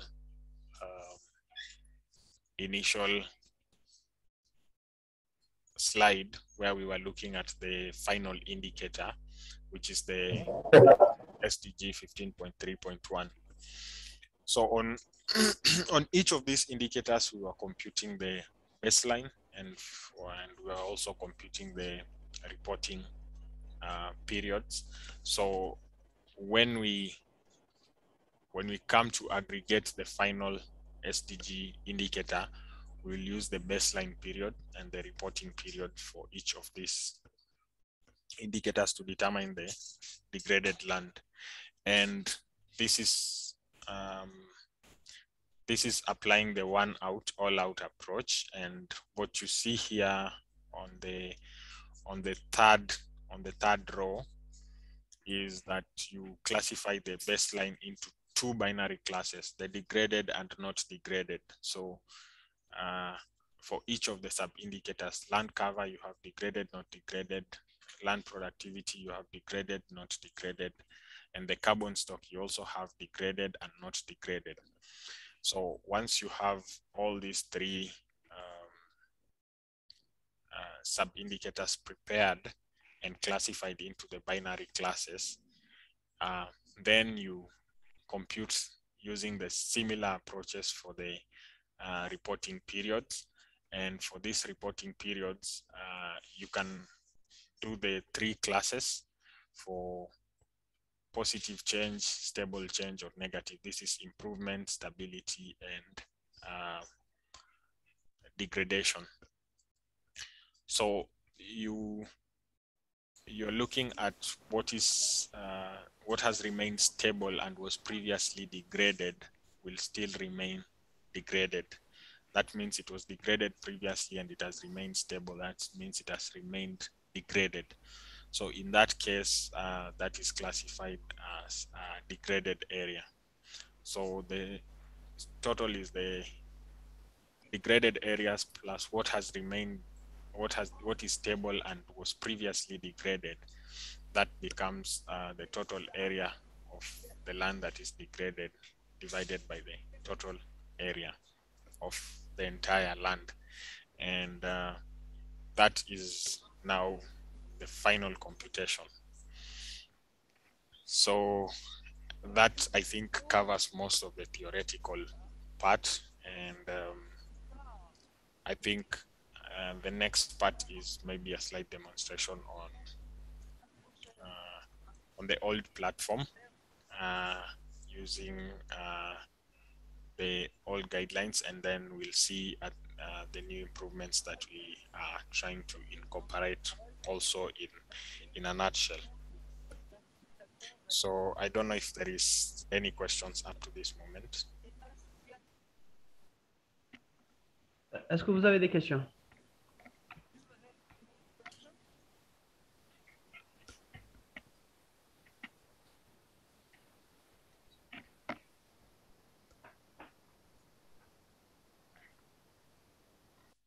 Juste en grosso modo, en synthèse, en fait, l'indicateur ODD 15.3.1, c'est un indicateur agrégé composé de trois sous-indicateurs qui sont le changement d'occupation du sol, le changement de la productivité des terres et le carbone organique. Donc, l'agrégation de ces trois indicateurs fait l'indicateur qui est relatif à la neutralité en termes de dégradation des terres. Avant, on utilisait un certain nombre de guidelines qui ont été changés au mois de mars-avril, plus ou moins 2021. Nous avons tenu à ce que ces guidelines soient respectés dans la nouvelle version, quelque sorte de Michelin. Donc, tout ce qui a été changement sur les guidelines, ça a été déjà pris en considération et ça a été déjà répercuté sur la nouvelle version. Vous pouvez les utiliser et vous nous transmettez vos feedbacks, s'il vous plaît. Et la présentation, certes, c'est un petit peu compliqué, mais c'est ce qui est décrit dans les guidelines de l'UNCCD. Ceci dit, le MISLAND, il vous cache la complexité de tous ces calculs-là et il vous donne accès à ces fonctionnalités à travers une interface plus simple qui requiert juste le choix de la zone d'étude et le choix des années de référence, etc. Et il vous produit l'indicateur, que ce soit à travers le portail web ou que ce soit à travers le plugin qui sera prochainement actualisé et disponible. Donc, si vous n'avez pas de questions, on passera à la démonstration sur la plateforme. Derek, you can go ahead with with demonstration on the platform.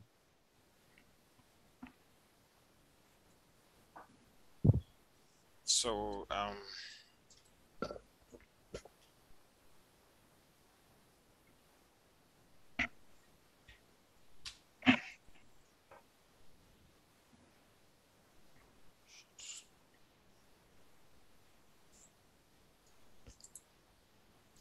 Ça. Il y a une question de M.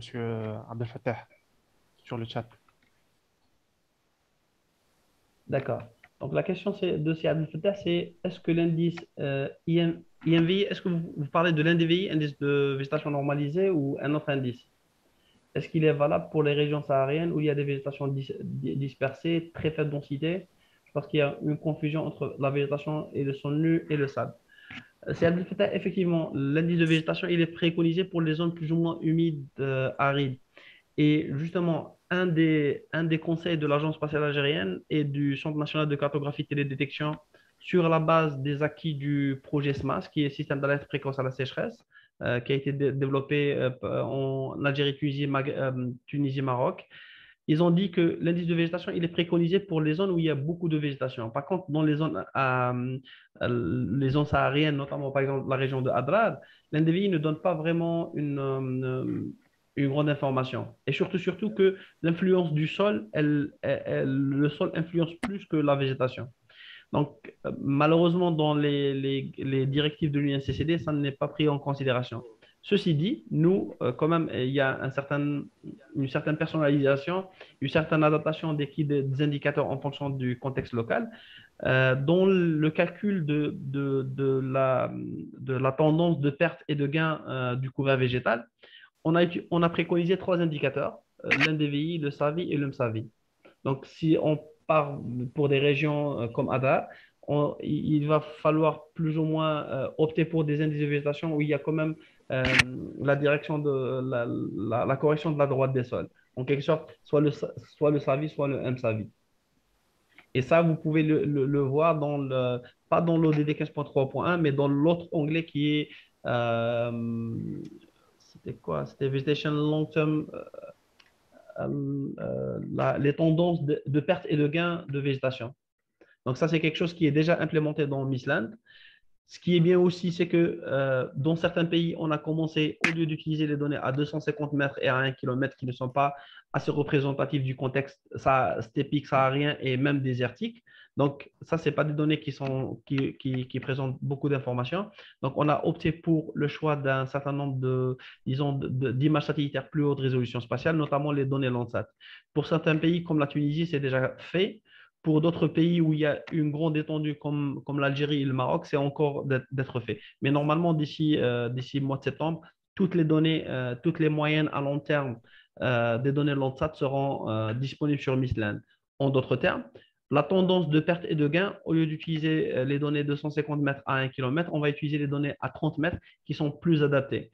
Et l'utilisateur a le choix d'utiliser soit l'NDVI dans les zones, on va dire, du nord, mais aussi d'utiliser d'autres indicateurs où l'influence du sol est prise en considération. Donc, je ne sais pas, est-ce que ça répond à votre question, c'est Abdel Fattah?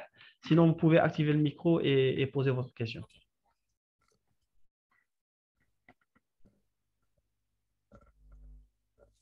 Vous pouvez activer votre micro, s'il vous plaît. Si vous pouvez, si vous voulez poser la question, ou bien si ça répond, est-ce que ça répond ou ça ne répond pas à votre question? D'accord, c'est parfait. C'est parfait. Merci beaucoup. Donc, est-ce que vous avez d'autres questions? Donc, pour le choix de l'indicateur de végétation, en réalité, la question de cet habitat, elle est très pertinente parce qu'en réalité, l'NDVI est très limité dans les zones où on trouve de la végétation éparse. En plus, les guidelines de l'UNCCD préconisent l'utilisation des données à 250 mètres, voire à 1 km. Nous, on a fait des tests sur des zones, notamment par exemple à l'Oued en Algérie, à Tozeur en Tunisie et même à Souss-Massa au Maroc. Quand il s'agit d'une végétation éparse, l'NDVI n'est pas vraiment l'indicateur le plus recommandé ou bien le plus préconisé. Par contre, on n'a pas utilisé ça dans l'indicateur lui-même, dans l'ODD 15.3.1, mais par contre, dans l'autre indicateur qui est les pertes et gains de couvert végétal, on utilisera le 30 mètres pour mieux appréhender le phénomène et on utilisera même pardon, les NDVI, les SAVI et les MSAVI 2 pour avoir une meilleure correction de la droite des sols.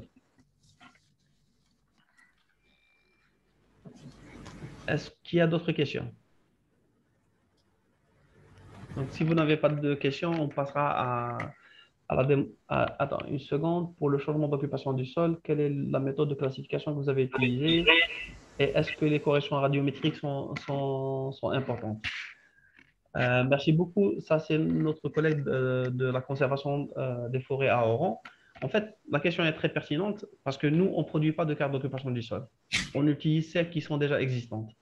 La seule source qu'on a trouvée assez pertinente et assez consistante, c'est les cartes d'occupation du sol qui sont produites par l'Agence spatiale européenne à une échelle annuelle. Donc, pour faire le changement, on est en mesure de le suivre de 1992 jusqu'à 2018-19, plus ou moins. Ceci dit, ces cartes d'occupation du sol sont à une échelle de 300 mètres. Elles ont été générées par classification plus ou moins automatique, par des algorithmes un petit peu plus compliqués, mais parfois ça donne du n'importe quoi dans un paysage comme l'Oranais, par exemple. Parfois, les forêts sont des forêts, mais parfois, on trouve aussi des aberrations. Par exemple, si on part en Tunisie vers le Cap-Bon, on trouvera que la majorité des cultures pérennes sont classifiées comme étant des forêts.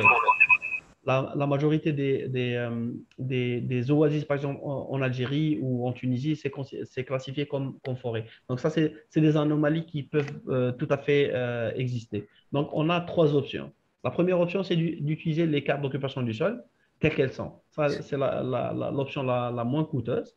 La deuxième, c'est de récupérer ces cartes d'occupation du sol et de les corriger là où on pense que c'est faux. C'est-à-dire, s'il y a une exagération sur le couvert forestier ou bien sur l'espace agricole, etc., on peut quand même digitaliser un certain nombre de reclassifications et procéder à la correction. Ensuite, on la repasse encore sur Mistland pour pouvoir faire les calculs. La troisième méthode, c'est que si vous disposez de meilleures cartes d'occupation du sol, j'imagine que dans certaines zones, il y a quand même certaines institutions qui font un certain suivi des cartes d'occupation du sol. Vous pouvez toujours utiliser vos propres cartes d'occupation du sol. Mistland permet aussi de charger des cartes d'occupation du sol et de faire le changement d'occupation du sol. Donc, on peut utiliser soit les données internationales, soit on peut les corriger, soit on peut utiliser nos propres données. Donc, vous avez le choix entre les trois options. Je ne sais pas, est-ce que ça correspond. Et pour revenir aux corrections radiométriques, en réalité, tout ce qui est correction radiométrique, géométrique, orthographication et ça, tout ça, ça a été déjà pris en charge dans la production de la carte d'occupation du sol. Donc, si vous voulez, les procédures qui ont été appliquées, je peux les partager avec vous, il n'y a pas de problème. C'est des documents c'est-à-dire des documents publics, quoi. Donc, est-ce que ça ça répond à votre question?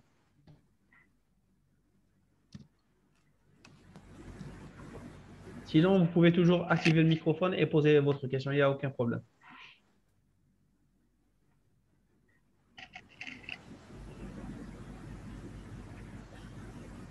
Donc, merci. Donc, si vous n'avez pas d'autres questions, je passerai à Derek pour continuer la présentation, la démonstration sur le Mistland. Derek, you can go ahead. Okay.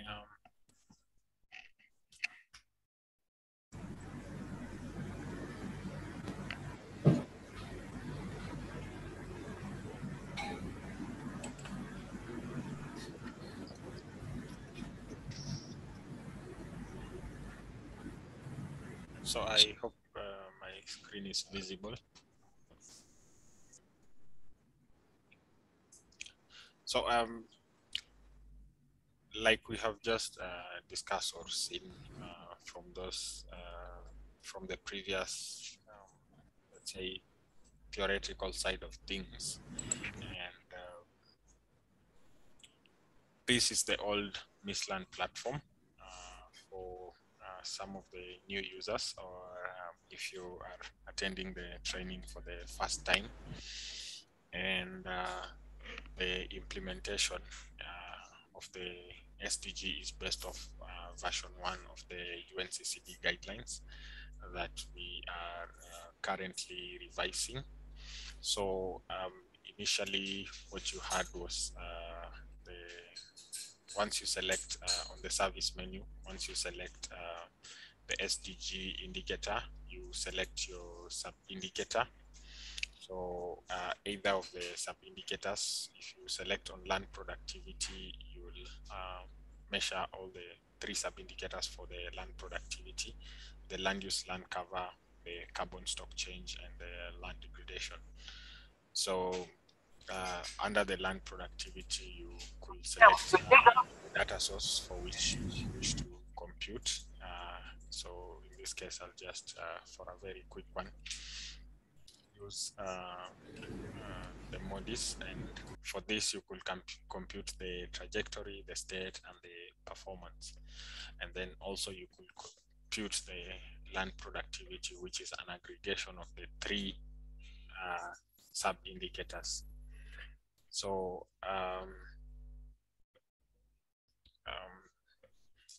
if I select, let's say,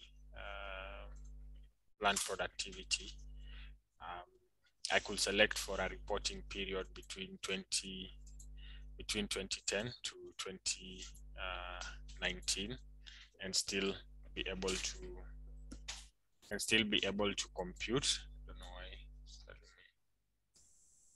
there's an error with that. Okay.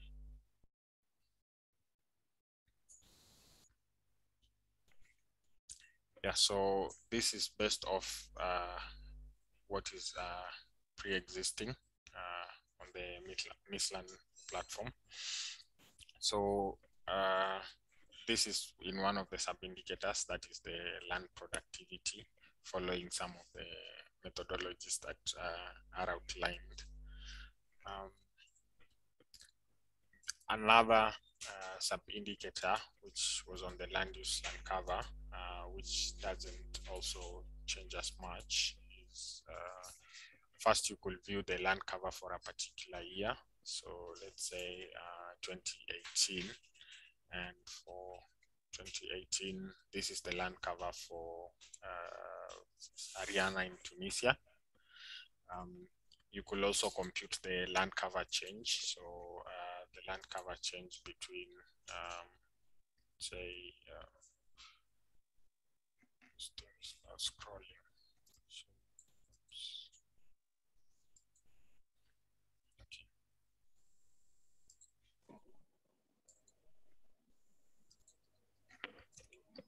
Okay, land cover change between any particular epochs that you choose, and this will give you the classification of the degraded and non-degraded landscapes. And you could compare the land covers between these particular times for a selected area. And this is what you get. I think for this is mostly on the urban expansion. From the legend, we can see it's the artificial areas that are increasing. And that has the consequence of the final result that you get. So on most of the areas where we've had an expansion in the urban areas, it's termed as a degradation. And the carbon stock, which I think will also follow mostly with the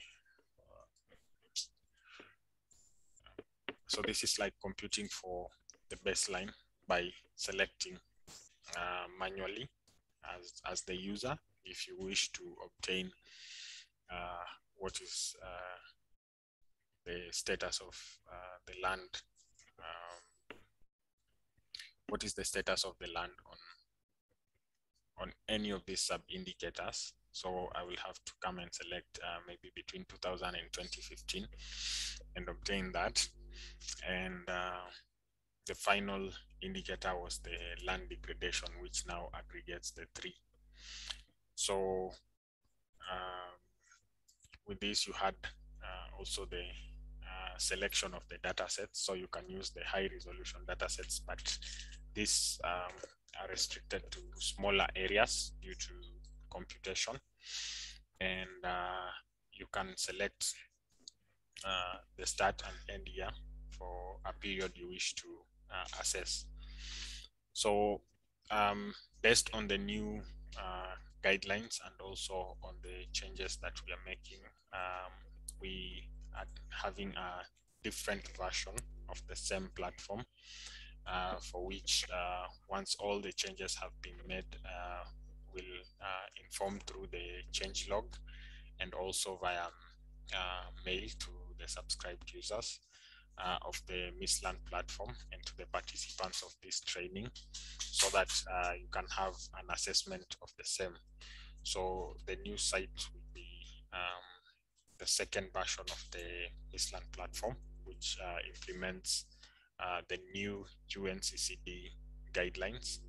So the selections might be different or might change, since this with this particular implementation, we are computing the baselines by default, and all the other selections will be used against the baseline, so that we can report as per the guidelines, which are now more clear. This is still under development, and so a few things might not be where they are required to be. And once the updates are done, or once the updates are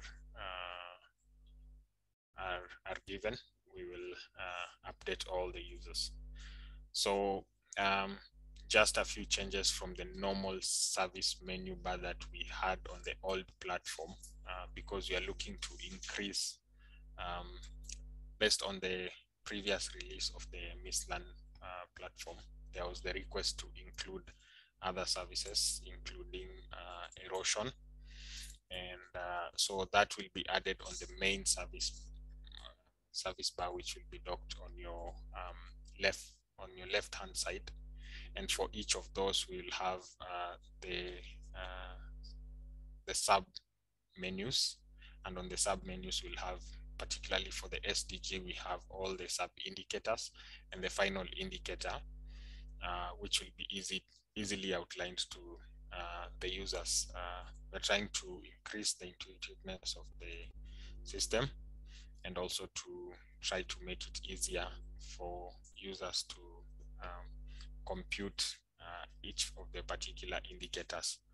So these are the new developments that are being done, and the new updates that are being done to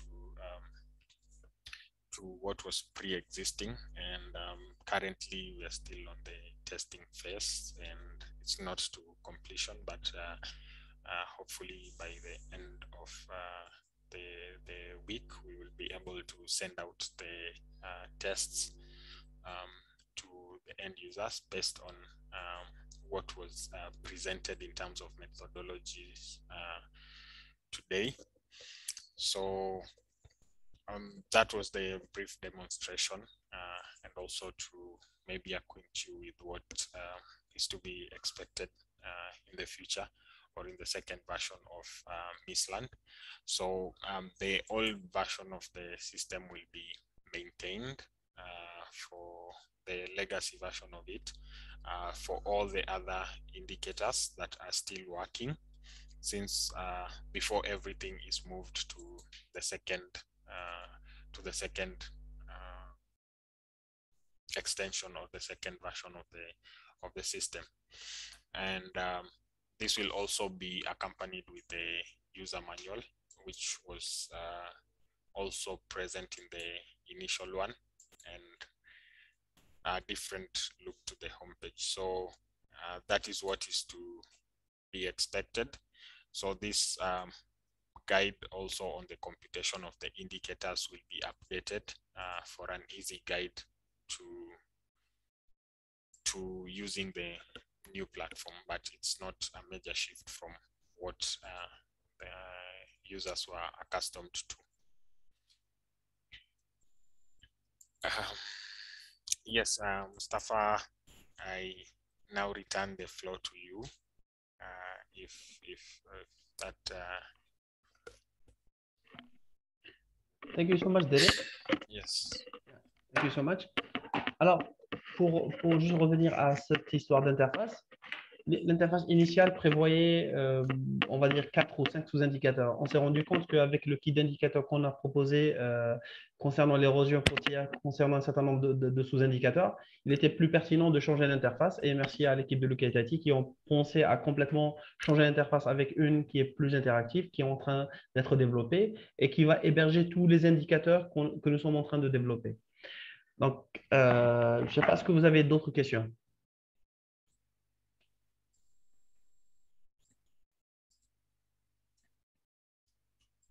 Vous pouvez toujours activer le micro et passer votre question en vocal, quoi.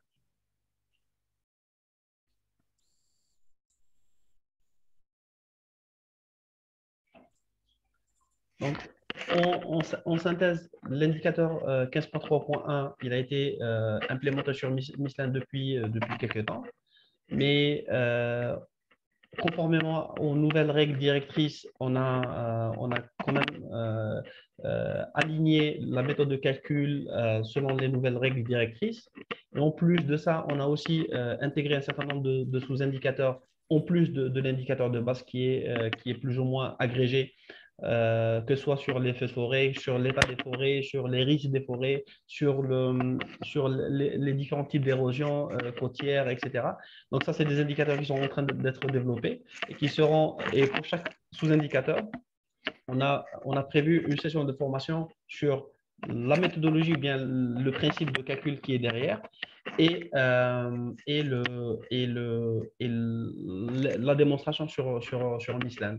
Donc, on compte sur vous pour suivre la série des formations. On compte sur vous aussi pour nous reporter les anomalies, les bugs, tout ça.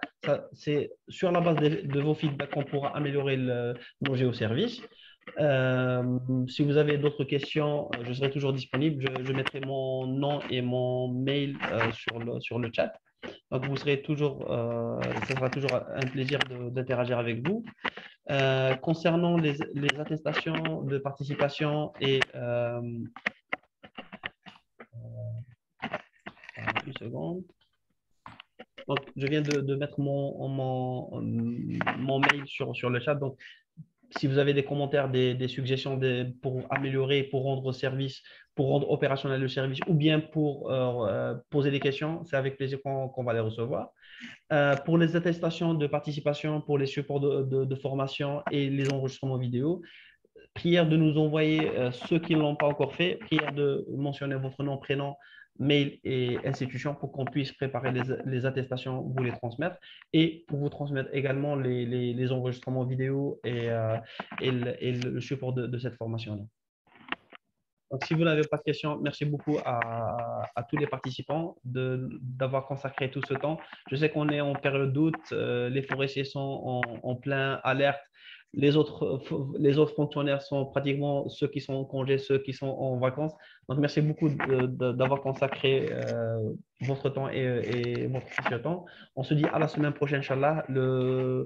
Amjad, la prochaine formation, c'est le 25 août, non? La semaine prochaine, 25 août. La semaine prochaine, Inch'Allah, le 25 août.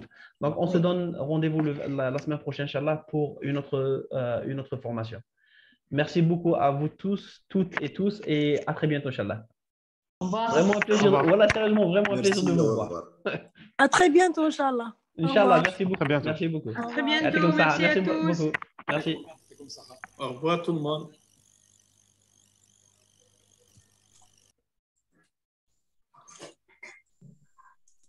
À bientôt, à la prochaine formation. Merci.